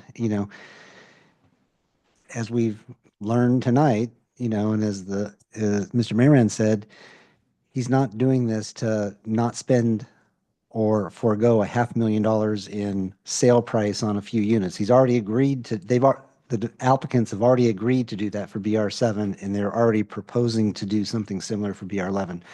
So my recommendation is we stay focused on the general plan amendment for what it is, and that when the time is right, we spend as much time as we need to make sure that we are willing to change BR7 and BR11 and any other projects down the road to reflect the concept that was shared in the letter. Yeah, I'm just going to agree. I agree. I think that the focus is, and going back to your comment, was a mistake, quote unquote, made in the general plan by putting it at 1.25. Yeah. And the secondary question is, should that then be seen larger than just DMU Mhm. North? Right. Should it be somewhere else? I think that's really the focus. So Yeah. I think anything else is, we're going down a path we don't need to be on right now. All right. So we are recommending this for another hearing. We've given you an abundance of information tonight. And so anything else we can provide you? I think we have to make a motion to continue, but unless Yes. you wanted to see if Go Commissioner ahead. Villa wanted to. Sorry, we will need a formal continuance to the next meeting, but we would also, it would help us to get a little bit more direction in terms of what the discussion would be at the next meeting. We can come with what we would assume would be an approval process, what that would look like Mhm. in terms of a resolution. We can answer some questions, give more data similar to what we've done tonight in terms of a response. Or frankly, you can just continue it to have more discussion that might occur to you between now and then. But, we have to then produce a staff report Correct. to come back, and it would help to have a little bit of direction as to, would you like to entertain a proposal to approve something? Is that too premature? Would you like to, are there any specific questions you'd like us to address?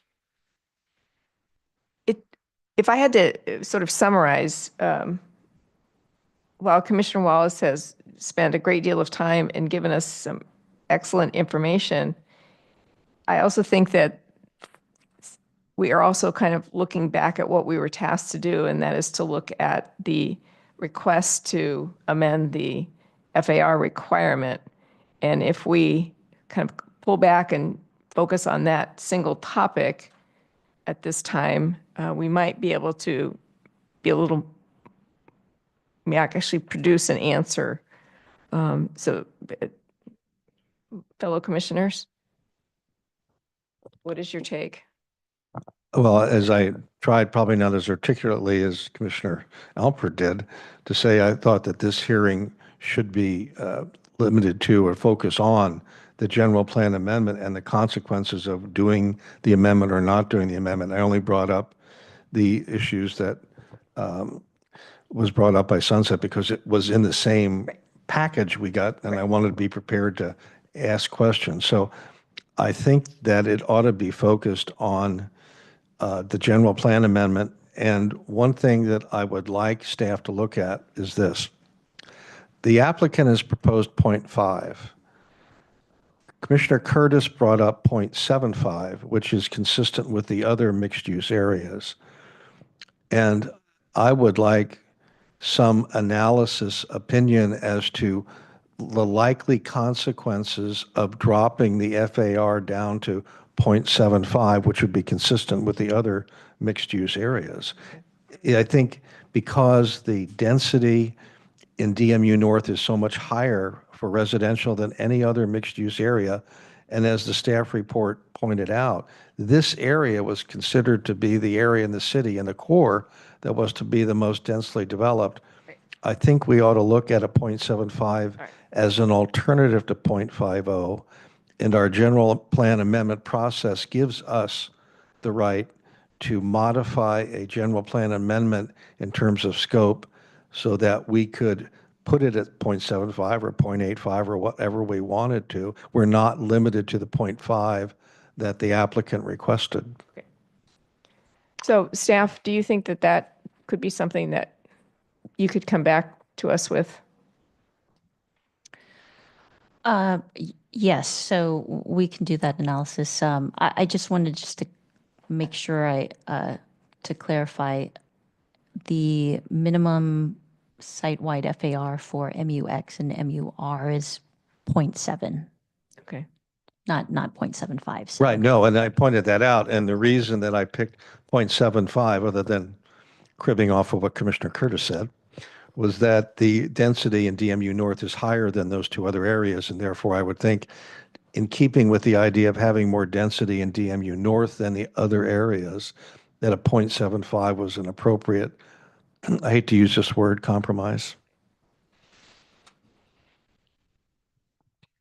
I just want to clarify, the question was asked tonight, why aren't we looking at more than DMU North? And I think, one, it's not been asked of us.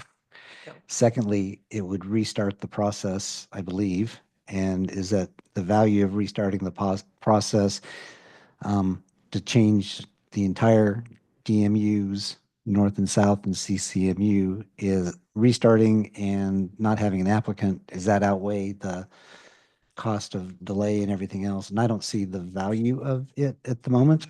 You know, I suppose if the applicant really was going to do this, I can't imagine they'd want to do this a second time if they could avoid it.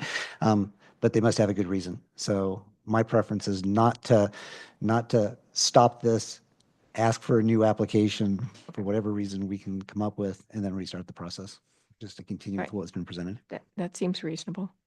Are we okay with that? Staying focused with the DMU North then? All right, excellent. And then a consideration if instead of 0.5, maybe perhaps 0.7 or 0.75. All right. And then I have another question, Mr. Bart. So this is a question that needs to be decided. Is it conceivable or possible that we could get through that analysis in discussion by the 18th and also have a resolution to move it forward, you know, at the same night? Or do you need, we can make the decision that night, but we could also act on a resolution? Is that too ambitious to avoid having a fourth meeting on this? I think it is possible. We'll see how the analysis goes, but I think we can try to come with, give you the option of making a decision if you're ready. That would be helpful. Thank you. Thank you. All right. So we are moving on then. Do we need to make a formal motion? I thought Mr. All Barr right, we said need that. a motion Uh, to continue the hearing. Yes. Go. I move that we continue the hearing on the general plan amendment for DMU North to March 18th. Same time, same bat place. I will second that All right. motion. Okay, we'll take a break.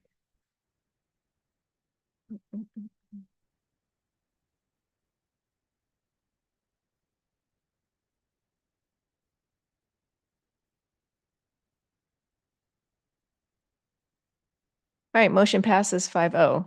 I'm going to let Commissioner Curtis give us some information, and then after that, I'm also going to request a 5-minute break here. Yes, I know we are going to be talking about BR 11 tonight, but based on its proximity to my employer's work location and actually my office, I'm going to recuse myself from that discussion as I have done in the past. So enjoy. I look forward to hearing what happens. Okay. So I have it as 7:46. So if we come back at 7:50? Is that enough time? Well, if you're not here, you're not here. Thank you.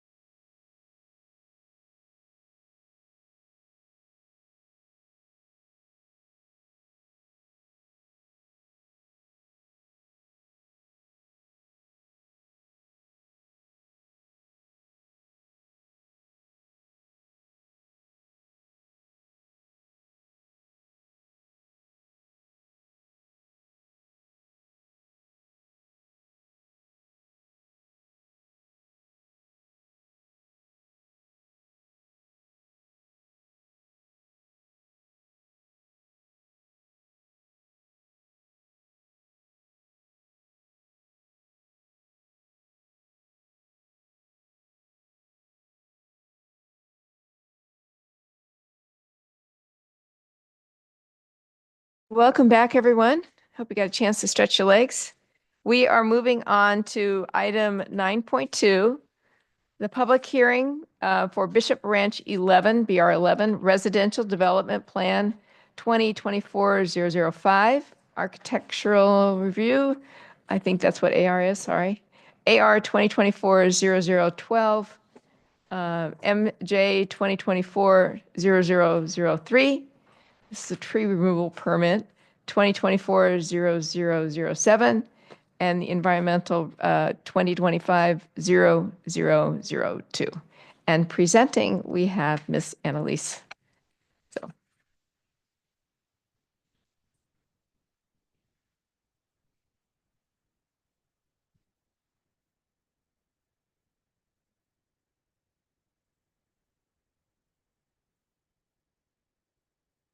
is off. So the project site is located at 2301 Camino Ramon. It consists of an approximate 11-acre parcel and is within the downtown mixed-use North General Plan and Zoning designation. The site is bordered by the San Ramon Valley Conference Center parking lot to the north, Norris Canyon Road to the south, the Iron Horse Regional Trail to the east, and the Park Central residences, and Camino Ramon and medical offices to the west. For some background, the project site is an identified housing opportunity site in the adopted housing element. A conceptual review application was submitted in May, and the first study session was held in July. Formal applications were submitted in October, and a second study session was held in November. And the project was also brought before the Architectural Review Board on January 9th, and applications were deemed complete later that month. And so the project would demolish the 3 existing office buildings on site with the associated parking lot and landscaping, and construct 128 for-sale attached multifamily and 67 detached single-family homes for a total of 195 units. All units would be 3 stories high and are offered in different plan types with varying floor plans and architectural treatments. The multifamily units would include 3 and 4 bedrooms, and single-family units would include 4 bedrooms. And each unit would include 2 parking spaces within a garage, and the project proposes an additional 52 surface guest parking spaces. So here we have the proposed site plan. Access to the site would be provided mid-block along Camino Ramon and at an existing signalized intersection on Norris Canyon Road. Internal circulation would be primarily provided by streets A and B. The multifamily units are mostly positioned along the perimeter of the site, adjacent to the parking lot to the north, along Camino Ramon to the west, and Norris Canyon Road to the south. Single-family units are mostly internal to the site with a cluster adjacent to Norris Canyon Road, and pocket parks and amenity areas are provided throughout the site. Here we have the proposed elevations of the single-family unit types. There are 3 different plan types proposed of varying architectural treatments, including stucco, horizontal siding, and different entry and balcony options. And here's an example of the multi-unit building with a mix of stucco and siding and color accents on every elevation. That was a response to the ARB comments. So you'll see the color accents on each elevation there. And here is the development standards table. The project proposes a density of approximately 25 units per acre and will meet the setback height and landscaping standards, minimum lot size as well. The project complies with the DMU standards aside from FAR and parking, which we will get to momentarily. In terms of affordable housing, the project is required to meet the city's inclusionary housing requirement of providing a minimum of 15% or 29 units as affordable units. The project would provide 29 affordable units and proposes increasing the number of units in the very low allocation to 10 units, which qualifies the project for state density bonus. I'd like to note here that there was an incorrect reference in the staff report to a condition that was previously included in BR 7 related to alternative means of compliance. It was removed at the direction of the commission and was not included in this resolution, so it should not be included in this staff report. I can reference that condition if you'd like, but it essentially stated that any modifications to the affordable housing plan would be up to the zoning administrator's discretion as to who would approve that decision. And so, under state density bonus, the city is required to grant one concession and unlimited waivers and limit the city parking standards to the state density bonus max parking ratio. And so the applicant requests a waiver for reduction in the minimum site-wide FAR of 1.25 to 0.8, and also requests to use the state density bonus maximum parking ratio. Per the zoning ordinance, 492 spaces are required for the project. The project proposes 442 spaces, and the maximum allowed under state density bonus is 430 spaces. So the project is consistent with the applicable land use descriptions and objective development standards, except as allowed with the waiver and parking limit. The project was forwarded to the Architectural Review Board on January 9th. The ARB recommended approval of the project and provided feedback and advisory design comments, and a copy of those comments and the response from the applicant is attached. And so with that, the staff recommends that you receive the staff report and presentation by the applicant, open the public hearing, take public testimony, discuss and deliberate, and then if appropriate, adopt the draft Planning Commission resolution. And I have Garrett Hines, the applicant here, has prepared a presentation for you tonight.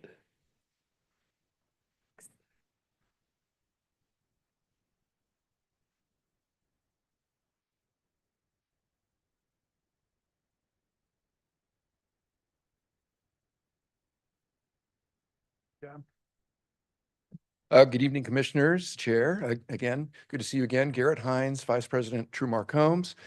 I prepared a 6-minute PowerPoint. I hope that's okay. Again, TrueMark Homes was founded over 3 decades ago right here in San Ramon and has grown to be one of the top 30 home builders in the United States. Our success comes from building high-quality homes appropriate to local sensitivities. Regarding BR 11, we have come a long way over the past year, responding positively to input from you all, as well as the public and your Architectural Review Board. Let's see. The first step for TrueMark is to decide what we think is the best type, mix, and style of home to build that fits within land use goals of this community compared to what local buyers want to buy. In this case, we believe family-oriented housing is most appropriate in this family-oriented community. We are proposing, again, combination of attached and detached 3-story, 3- and 4-bedroom homes. The attached homes will provide an entry-level home value for young families, while the detached homes will provide housing for move-up and more mature families. It's important for these buyers that all homes have 2-car garages and adequate outdoor living spaces, either as balconies, sized for outdoor dining and barbecues, or yard spaces to serve the same purposes. We're providing 67 single-family homes and 128 attached homes. The single-family detached range 2,100 to 2,300. The attached homes 1,500 to 2,400. Stylistically, this is the original vision board I presented back in July. We want to provide a contemporary yet traditional style that moves away from the prevailing flat roof styles seen in the area and add gables in a fun, repetitive way. We see San Ramon buyers liking a more traditional housing style, yet understand the forward-looking motifs that you're seeing throughout Bishop Ranch as they emerge. Before we show the architecture, how it has evolved, let's go back to the site design. In July of 24, we presented the first site plan shown here on your left, and then on the right is the current site plan. The major changes, again, as Annalisa pointed out, the existing access point into the current development is more central. We moved it to the left. Staff thought this would be a little better location, and staff asked that this be a right-in, right-out access point along Camino Ramon for circulation and safety. Staff also asked us to widen the access point at Norris Canyon to add an additional exit lane. This access point will remain signalized intersection integrated for safety with the Iron Horse Trail crossing. Both planning commissioners and ARB commented about having front doors facing Camino Ramon. And although the building alignments have shifted between the two plans, we have the same number of front doors facing Camino Ramon in both plans. Our buyers, time and time again, prefer not to have their homes face busy streets. They prefer to face quieter and safer paseos. So we have a variety here that we're proposing tonight. Nonetheless, we acknowledge this comment by providing a variety of front and side conditions that include wrap porches on corner homes to create interest and pedestrian scaled architecture. We make sure the side-facing elevations are as attractive as the front elevations. The other two side edges conditions seemed acceptable to you, staff and ARB, turning homes to the side against the community center parking lot. And the greatest amenity, again, is, of course, is the Iron Horse Trail. Here we have homes facing the Iron Horse Trail, but set back with a buffer street to provide some privacy. Internal pedestrian circulation is abundant and safe. Greenbelt paseos between homes separate cars from pedestrians, creating safe and friendly corridors. At our concept review meeting last July, you all reinforced the need for gathering spaces within the community. We've highlighted two spaces. On the left is the entry park gathering area that will include bike racks, two kid play areas for ages 2 to 5 and another for ages 5 to 12. We also have a covered picnic area between the two tot lots, seating areas, lounge chairs, bollard lights, and canopy shade trees.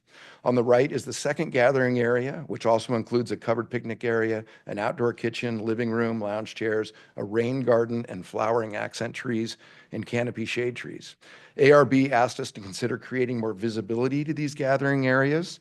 Short of removing homes, our landscape architect has made revisions to provide more visibility through a combination of canopy trees and understory landscaping.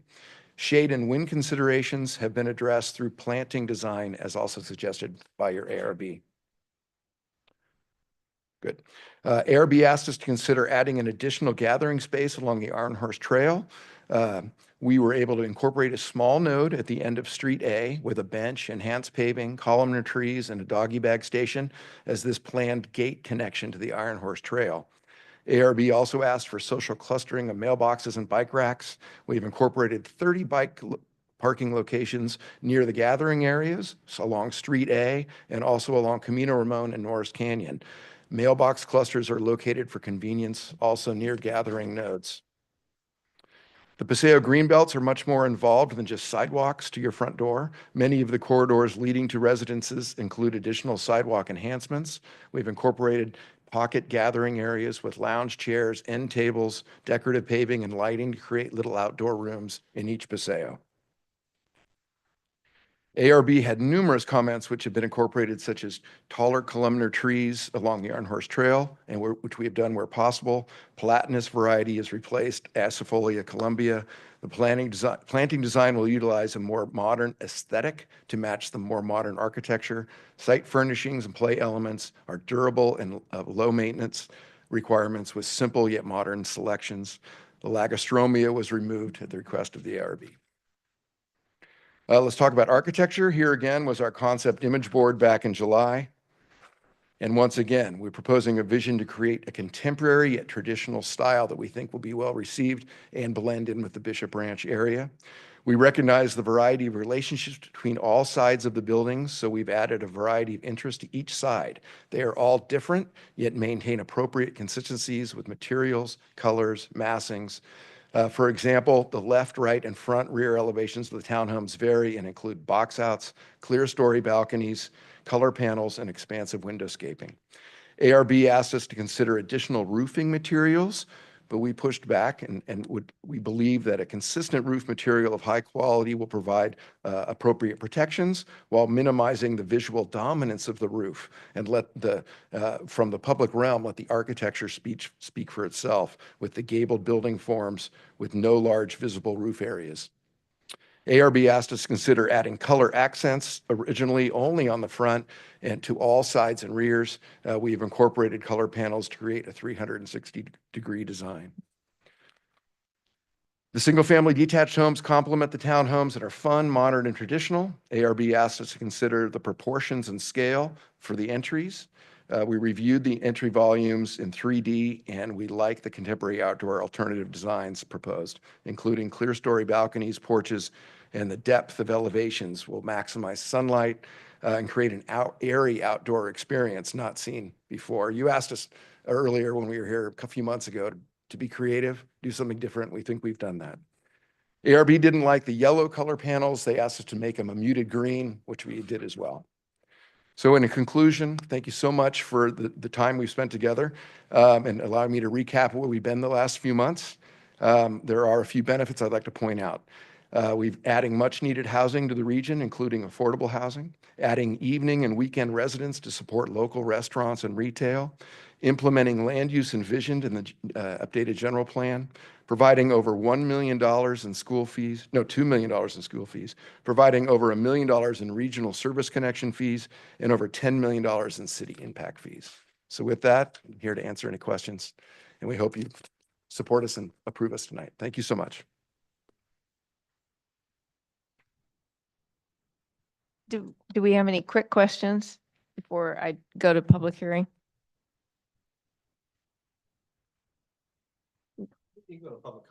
Okay. All right, let's do that. All right. Let's open the public hearing. Do we have any speaker cards? Yes, we have speaker cards for this item. Francisco Salcedo. Okay, very good.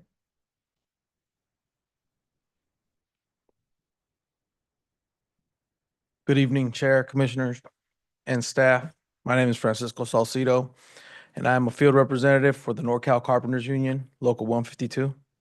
I'm here to emphasize the importance of strong labor standards, access to quality healthcare and benefits, and investing in local skilled labor. The construction industry is the backbone of our communities. When we uphold strong labor standards, fair wages, safe working conditions, and proper benefits when ensure that workers can support their families and contribute to the local economy. Our union carpenters receive top-tier training, allowing them to build with skill and efficiency, which directly benefits the quality and longevity of the city's infrastructure. Additionally, investing in local skilled workers means keeping jobs within our community by prioritizing responsible contractors who hire locally and pay fair wages. We can strengthen our workforce, create stable careers, and provide young people with pathways into skilled trades. Health and retirement benefits are critical when workers have access to quality health care. They stay healthier, work safer, and rely less on public services. A secure retirement means they can retire with dignity after years of building our cities. Supporting responsible contractors ensures that workers have these protections, keeping our economy strong and sustainable. I urge you all to prioritize policies that protect skilled labor, support fair wages and benefits, and ensure that taxpayer dollars goes toward quality projects built by trained and skilled professionals. Strong labor standards don't just benefit workers, they benefit their entire community. Thank you. Thank you. Mac Zhang. Hi, good evening, Chair, Commissioner, staff. First thing I want to say is welcome and congratulations to Commissioner Avila for becoming a member of the Planning Commission. To the rest of you, you already know why I'm up here. I want to express my support for this project. In fact, well, I already know, like, more likely than not, you guys are going to approve this project. Fine, my public comments probably not going to really have an impact. But either way, like, please approve this project and projects in San Ramon in the future. Housing is not affordable here. Housing is not affordable for me. Just to be clear, like, I make just shy of $100,000 a year doing STEM work in a nonprofit. up in the North Bay. I'm a local kid, right? I went to Live Oak, Neil Armstrong, Windermere Ranch, Doherty, went to college, went to Berkeley, did 2 STEM majors. Like by all means, you would think someone like me would be both capable and deserving of being able to afford a home here in San Ramon. My parents bought a house here in 2007 for just over $1 million. Our house is now like 2.5 million on Zillow. There's not a snowball's chance in hell I can buy that home. The only chance I'm getting my hands on that home is when my parents inevitably pass and I inherit it, right? Otherwise, it's not possible for me to buy into here in San Ramon. And like the affordability is really the only thing I care about here. People worry about congestion. I get it. Yeah. Going down Bollinger, trying to get onto 680 North, like it's congested in the morning and in the evening, it sucks. I take that commute sometimes. But I don't really care. I don't care about backyards. Like I can live without a backyard. People worry about parking. People worry about water. People worry about neighborhood character. I don't care if the neighborhood character changes. I don't care about the aesthetics of our city. We have kind of a hodgepodge aesthetic, and that's just the nature of cities in California, in the United States. We're not Paris. We're not even Santa Barbara. These things don't matter to me, okay?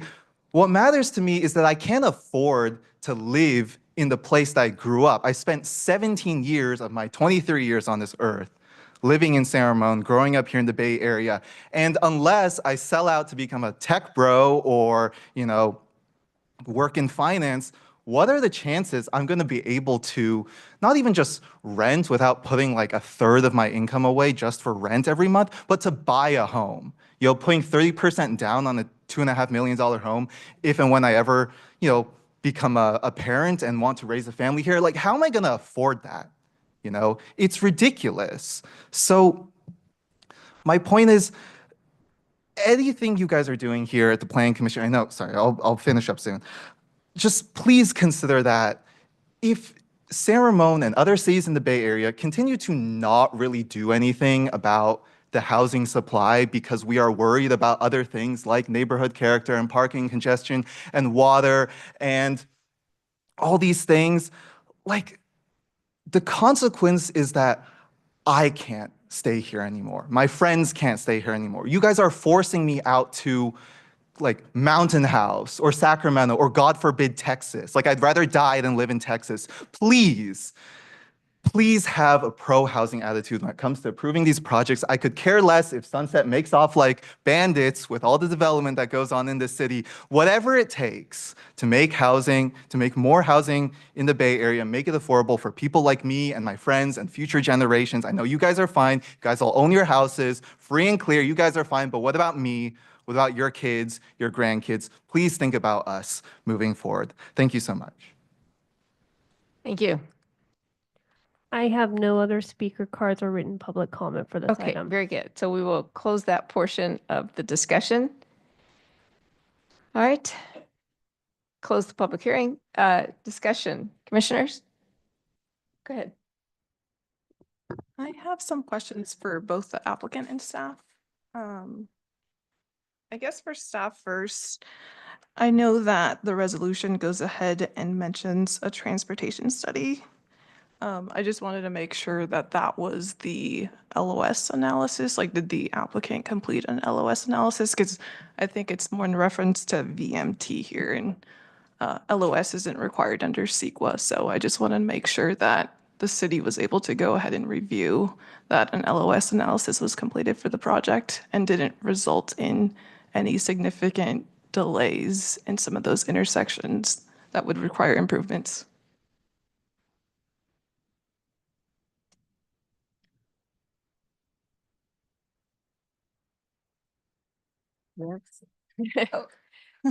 So we're going to invite our traffic engineer, senior traffic engineer, Deb Fear, to address the studies that were done. Good evening, Commissioners. So this project is basically an infill type project. So what we did was we took the trip generation from the existing office development that's there. And and then took the proposed residential and took the difference and found that there wasn't enough trip generation to warrant a traffic study. So there wasn't going to be any impact to the level of service on any of the intersections. Okay, awesome. So they just did like a screening memo. Yes. Okay, perfect. Yes. Thank you. Mhm. I have another question for staff. Under the affordable housing ordinance, there's a section in there, C4-178, and it's titled Timing of Performance. It is page 10. And within that, it says, it references certificate of occupancy. And it says, in any residential project, no final certification of occupancy of any market rate unit shall be completed until the permittee has either 1, completed construction of on-site affordable units sufficient to meet the requirements of the affordable housing agreement, or 2, paid affordable housing fees consistent with city adopted procedures for payment, or 3, completed corresponding alternative performance under section C4-179. So the way that this reads is that the city would not issue any final C of Os for any market rate until the completion of all on-site affordable units. I think that's a little bit difficult to meet, and I'm not sure how the city has gone ahead and kind of configured that in the past, but I would expect that TrueMark Homes would probably prepare a phasing plan. And with that phasing plan, you know, these affordable units would be dispersed throughout the site, and they're probably going to construct a certain number of homes at one time. So that would entail that, I mean, you wouldn't be able to get any C of O on anything until the completion of all of them. So that would kind of be really hard on the developer to go ahead and complete.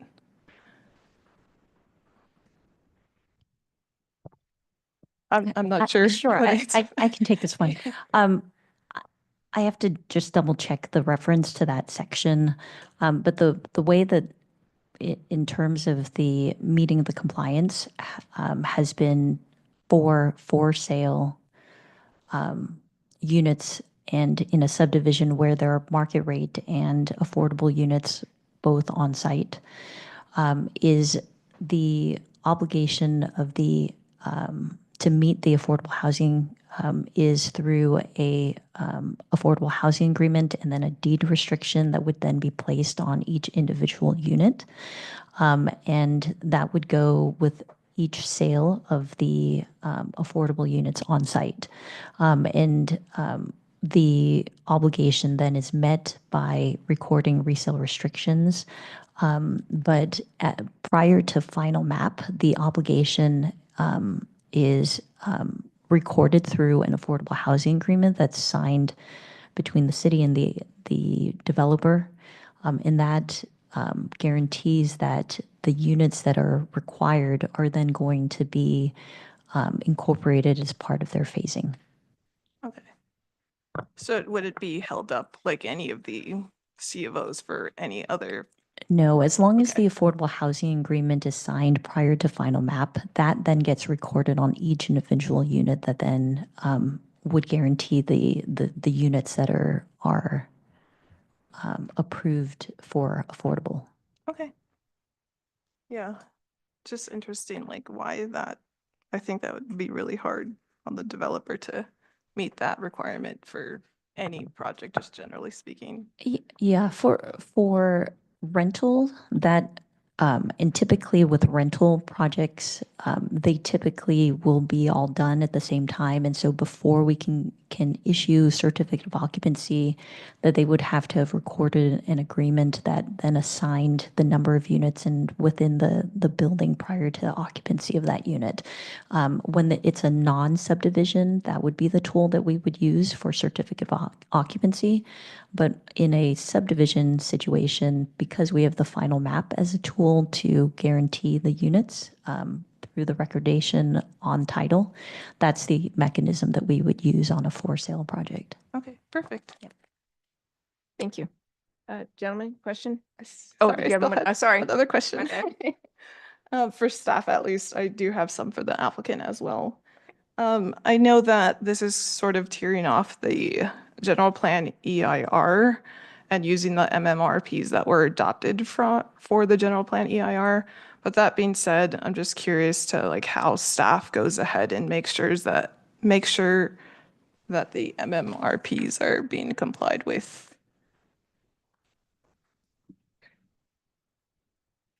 Well, initially, we require a mitigation monitoring program, which is a separate application process. And so the planner who's assigned to the project actually tracks that through the conditioning of the project. And there's milestones along the way, nesting bird surveys and the like that are all triggered at different points of the construction process. But ultimately, it's staff that ends up monitoring compliance and requiring any additional studies that would be necessary based on the mitigation. That's all my questions for staff, but I do have some for the applicant. Sure. Okay.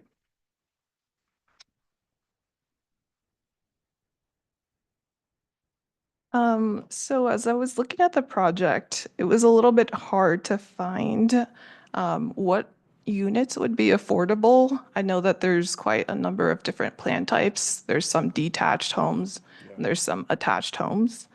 You have 3 different plan types for the detached and 4 for the attached townhomes. And I saw in the ARB letter, which is the last, thing in the packet that we went ahead and received, that it would just be for the the attached townhomes that would have, that BMR requirement. Is there a reason why it wasn't also, thought of to disperse some of those BMRs onto the attached single-family homes? The detached. Yeah, it hasn't been completely ironed out, and it'll be something we'd work through with staff. And typically, sometimes I might be able to give an extra unit if it's all attached, because the detached units are so much more expensive. So it's a conversation we have moving forward. And so it hasn't really been ironed out, but as working with Lauren in the past, it is a distribution fairly to a certain degree. Okay. Through the chair, if I could just add just additional context to that. There is a condition of approval, number 16, that does require that the affordable units are dispersed throughout the residential. So as a condition of approval, there will be units that are set aside and associated with the percentage of the types of units within multifamily and single family that would then be identified to meet the affordable requirements. So of the 29, we would look at the percentage of Plan 1s, Plan 2s, Plan 3s within both multifamily and the single family units, and assign a allocation of units based on the percentage of that housing type. And that would also be like equally dispersed throughout the site and not just all Correct, close to right. one So another. Okay. in compliance with the inclusionary housing ordinance, that would be identified as part of the affordable housing agreement that the units are dispersed. They wouldn't be necessarily within one building or one area within the project. I'm just kind of curious, do you have like a preliminary kind of housing price for the attached or detached? Yeah, Data on what's going on across the street, and would be in line with those those homes. values. Yeah. Okay. I did want to ask, I think in the plans, it was really like referenced the connection to the Iron Horse Trail. Mhm. Can you speak a little bit more to that connection? Sure. Right now, I think there's one gate that's in the chain link fence that exists now. So somebody in the past got that approved, but it's been chained up. So, and it happens to be right near where Street A ends. So we were hoping to maintain that connection. We've also heard that it's very difficult to work with that entity to get more than one access point. So I'm hoping my best we can have the one. If not, it's always open down at Norris Canyon. So it's something we have to work through. Okay, Yeah. sounds good. And then I think it was, maybe I missed it, but are the guest parking spaces, where are those located? Majority of them are across, well.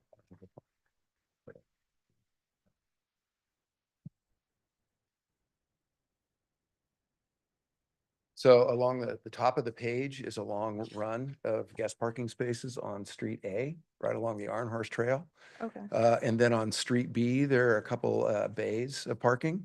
And then on the north-south A Street, running up and down the left side from the bottom of the page up to the red circle, there are guest parking spaces on that side too. So we did our best to distribute them throughout the community.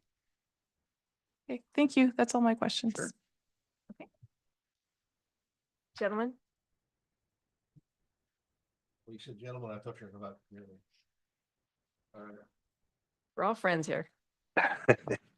I actually just had a few questions. Some of them have been answered. The ones that haven't been, the first question is this is to the applicant.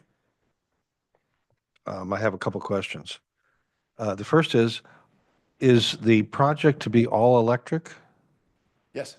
Okay. The next question, this is a follow-up on what our new commissioner said, plus the discussion with staff. I want to make it clear, because this came up at BR7.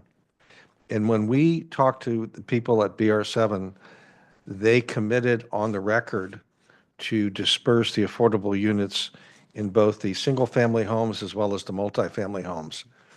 And you were asked that question here, as I understand it, and it would be, the way our housing works is that there's a housing agreement that's signed off on by the zoning administrator. One of the provisions of the zoning administrator is to check to make sure that the dispersal of the affordable units throughout the development is acceptable to the city. And as you heard our commissioner ask you, that would include putting affordable units in the single-family homes. And so my question to you is, are you prepared to do that? I am prepared to do that. All right.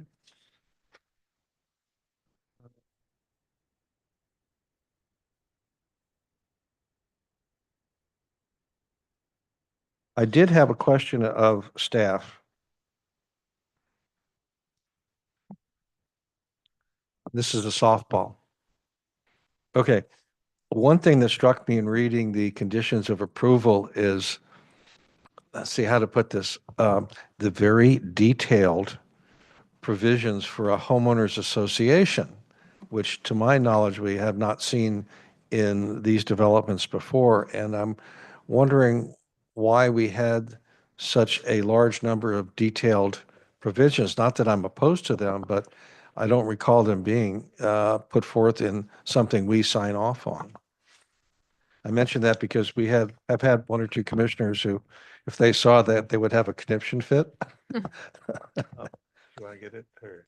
Yeah.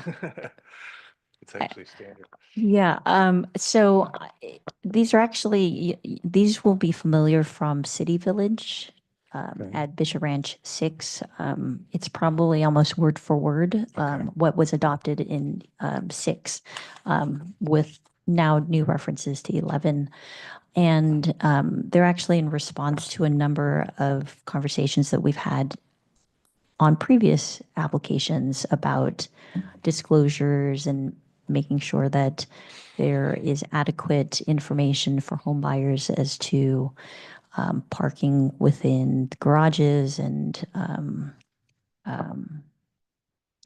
where children potentially will go to school and where you can find that information. So we thought that based on the direction from previous applications that this would be appropriate to include as a general condition that we've been including with most of our applications. don't believe that this one was incorporated into 7, but it's something that we want to make sure that we capture. Okay, and as I said, I'm not opposed to it. I was just, when I started reading through it, I said, I don't remember seeing anything this detailed before.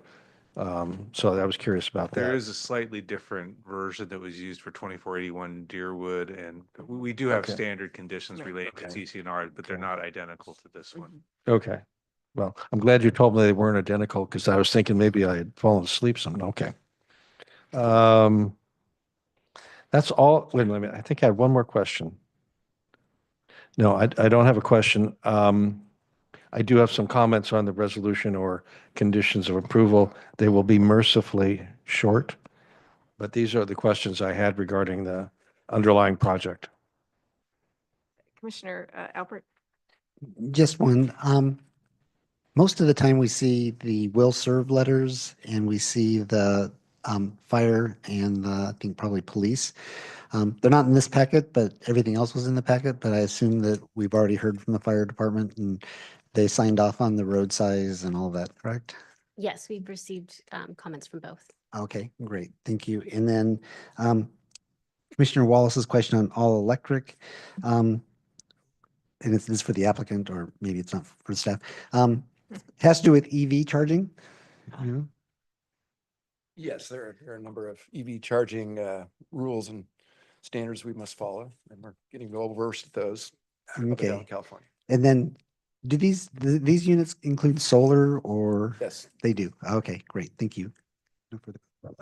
I would just add also that we're coming up on a building code change toward the end of the year. So there'll be a new set of standards that they will likely need to comply with. Okay. So unless they're building very quickly. That's right. Okay, I wish. Okay, yeah. Thank you. All right, the only comment that I have is again about the walking district, and I would just like to again encourage, while it says the connectors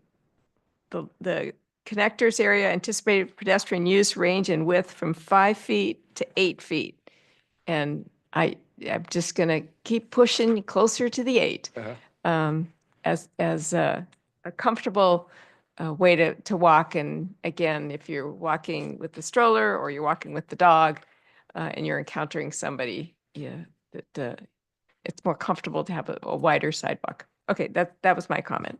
So noted. Okay, anything else? Any other questions? There was one question I wanted to ask. And you mentioned this in your original discussion. And the issue came up about changes to the affordable housing component of the project. Now, I recall going through my notes that this came up on BR7. And the original proposal was to have them run through the zoning administrator. And I know we did not agree to that. And what I couldn't do is, I'm pretty sure that we put in a proposal to have it gone through the planning commission, but are you saying that that didn't go in either?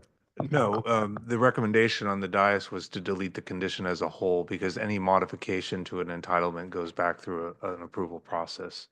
And so that was the recommendation on VR7. And so it was just deleted entirely. Okay, because I know we had a discussion about that particular condition when we decided to, okay. Got Yeah, it. and so it was originally referenced in the template and there was a mix up. That's fine, that's fine. That answers my question. We did, all right, here we go. We've discussed. All right. So is there consensus that we would like to consider the resolution? Okay. Should we walk through it? Quickly. All right, here we go. We usually do this page by page, so unless you speak up, I'm going to walk quickly. You can also just target specific comments if you want. You don't have to do it page by page. That's your decision. All right, does anybody have items in the resolution they need to bring to our attention? Speak up quickly, Commissioner Wallace, or moving along. No, my comments start, I have one or two. First one's on page 3 Page of 3. 12. 3 of 12, okay. Okay, so here's my question. This is on, I've numbered the whereases. This is the 5th one down. And my question is, there's a section here that deals with the project's density being less than the term that's used in the housing element, realistic density and maximum capacity, I believe. My question is, why are we putting this in the resolution? I mean, to me, if I were at HCD, this would be a red flag. Good question. State law requires that we report on no net loss, and the difference in which we approve a project in comparison to what was anticipated as part of the housing element. And so you'll see attached to this resolution also the no net loss table, but we do have to make a reference to the comparison of realistic capacity, what was originally identified in the housing element, and then what's proposed, and acknowledge that the density range is still being met in terms of the established range of 20 to 60, that they're still within the range, but that the original maximum, realistic capacity that was anticipated at 499 units is actually with a project at 195, there's a difference there. And so that's why it's included as a condition, because the state law. I understand what you're saying, but my question is, why put it in the resolution? It's going to be covered in a report. It just seemed to me to put it in a resolution is highlighting something that really isn't to our benefit unless it's a required finding.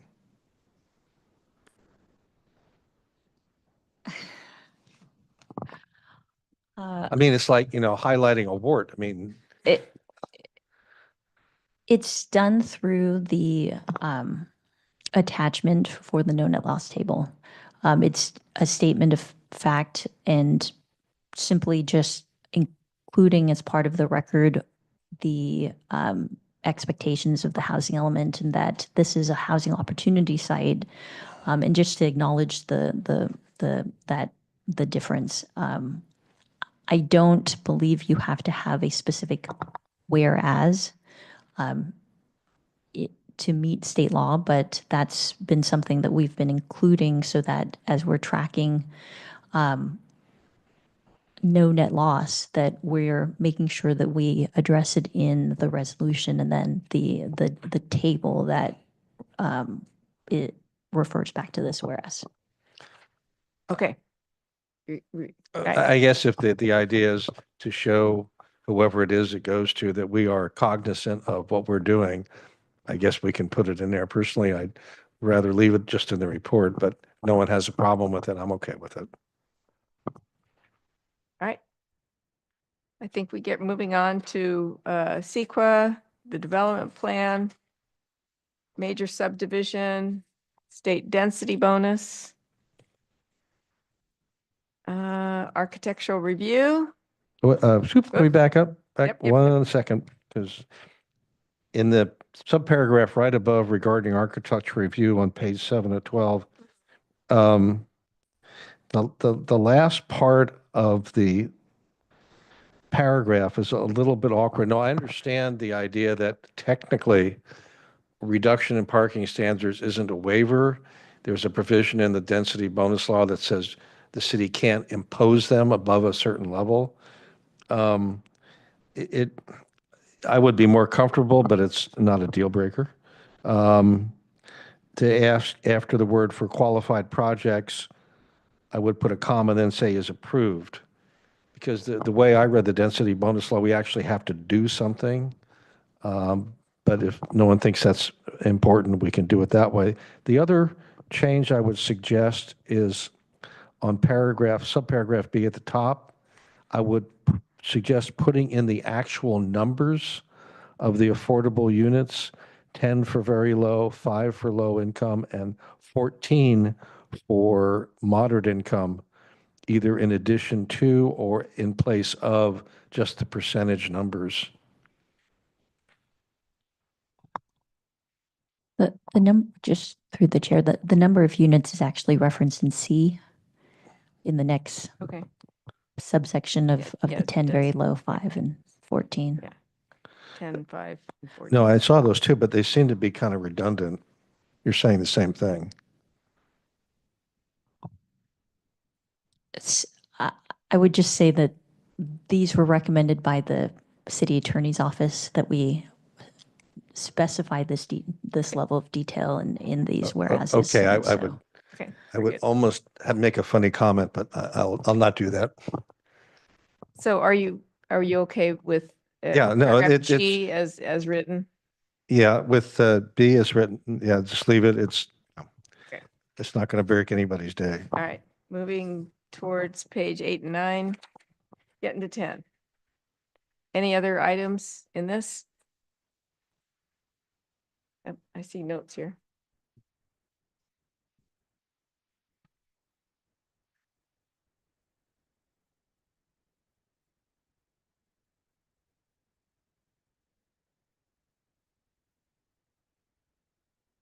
Oh, conditions of approval?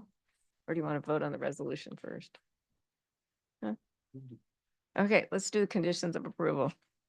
Okay, so we're again moving through the pages. If you have an item, say so. I had a comment / question on condition 25. And the question comment is, and I know it's just because I don't understand, all general construction activity, does that include demolition when the guys are out there tearing down the buildings? Yes. Okay, because there's a comment someplace, and I didn't find it right here. You know, there's gonna be a noise complaint person. I just know that in other projects, we've had people complain about the big trucks tearing down buildings and making noise. So the notification to the neighbors across the trail will include prior to starting to demo the buildings. Is that? We have a noise disturbance coordinator typically with these. And yes, there are some variations on the noise standards based on the type of work that's occurring, whether it's site engineering work and their needs to be able to do inspections during certain business hours versus the overall construction that's in the municipal code. So- Okay, great. Yeah. And those are as- both referenced in this. Right, and I think it was a TrueMark project that inspired some neighbors to be upset. it And this did. is a TrueMark project, so it'll all be. Can we go back to page 4, item number 18? Prior to final occupancy, the applicant shall install accessible pedestrian signals for all crosswalks at the intersections of Camino Ramon and Norris Canyon Road, Norris Canyon and Iron Horse Trail. I was confused by this because it seems to me like those intersections already have crosswalks. So what is the differentiation? Not that people abide by them, but they are there. Better. Better. Upgraded. Okay. Thank you. There's my pen. Excuse me, that's a great question. So the accessible pedestrian signals are the push buttons. They're the talking buttons. Okay. And the tactile push buttons, you know, so that the vision impaired can hear the when they push the button, or, you know, hear it when they approach the intersection. And so, you know, like consistent with the walking district, you know, it'll be helpful for people with vision impairments and everything. So Okay. that's why we required that. All right. Thank you. Right. That's You're welcome. good to know. Appreciate that. Okay. Back on track, pages 5 and 6. Looking at blue sticky notes over there. All right. Anything else, gentlemen? Just as we're going through, go ahead, Commissioner Wallace. Actually, it's more of a question. On page 10 of the resolution, paragraph 68, says the applicant shall prepare and record a, quote, blanket deed restriction, close quote, in favor of the homeowners association, reinforcing use of the garage for the primary purpose of parking vehicles. I'm wondering what exactly that means. Now, I'm assuming that what'll happen is it's sort of ambiguous what it's supposed to contain, but the city and the applicant will work out what it's supposed to be. Sorry, was that reference D This is- of page 9? No. No, page we're on page 10. 10. It's paragraph 68. This is at the bottom of the 68. page. I'm talking about the blanket deed restriction. And For the this. first question is, what is that? And the second question is, what is it supposed to say? So it does refer to CCNR requirement contained here in, above, which then, that's why I was asking about whether or not you were referring to page 9. Page 9, subsection D talks about implementing a program to ensure garages are available to park the residents' vehicles and that guest parking spaces are utilized for guest parking. The program may include and is not limited to HOA vehicle registration, sticker programs, guest permits for overnight, periodic inspections to ensure that the garage parking spaces accommodate the vehicles associated with a household. And so 68 had been a suggestion of one of our previous planning commissioners to include a statement as part of the recording documents for the buyer that they're going to be, that there will be garage limitations to how the garages can be utilized so that to encourage residents, if they own vehicles, to park vehicles in those spaces. Well, when it says a deed restriction, it seems to me that's sort of a covenant that runs with the property, not a personal agreement. Is that what's intended? Well, the CCNRs will be recorded on title. Right. But this is the blanket deed restriction it was meant to be included as a disclosure for the person purchasing the unit. And we've had a few of these, like City Village and in other subdivisions where this condition was requested to be added in. Certainly, if the commission prefers to take it out, that's one less thing we have to check for prior to final map. But we included it because it's part of the template that we've had. Okay, for well, subdivisions. that was my question, because we have had discussions about garages being used for boats and things like that, a lot of things other than cars, and that's come up. That's why I asked the question. That's the only question I had about the conditions of approval. Anything else? No? Look, we're all the way to the end. Okay, excellent. All right.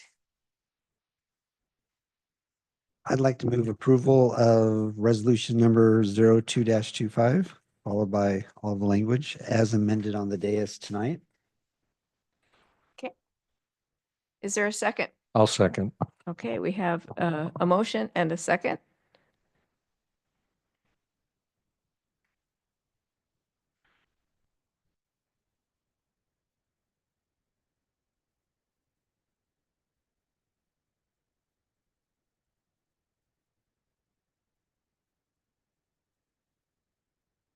Okay, and the motion passes 4-0 and 1 no vote, as Commissioner Curtis was recused from the voting.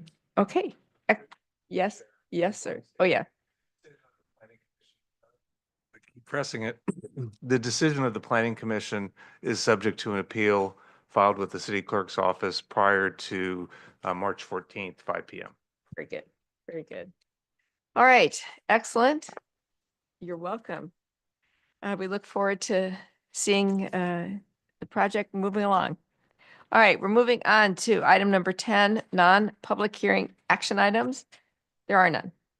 Item 11, study session, Commissioner liaison report and interest items or staff report. Do we have any commissioner reports? No, it's a little early in the month. Okay. Any updates regarding committee meetings? Anyone has attended? Staff, do you have some information for us? Yes, so we have the next meeting on March 18th for the DMU North continued public hearing, and so we'll be back for that. At this moment in time, we're looking at canceling April 1st. And then we also have a couple of projects that are kind of waiting to fall on specific dates. So we'll get back to you with a more formalized schedule. Okay. At the next meeting. Could you give us a hint as to what these projects are? No. All right. They're applicants that we expect to, or we have project that we expect will be submitted, whether they're preliminary housing applications or concept reviews, but they actually haven't walked in the door, so I don't want to overcommit. All right. Okay, you don't want to jinx it. Okay. All right. Well, Commission, we have gotten to the end, and so I am going to adjourn the meeting at 8:54.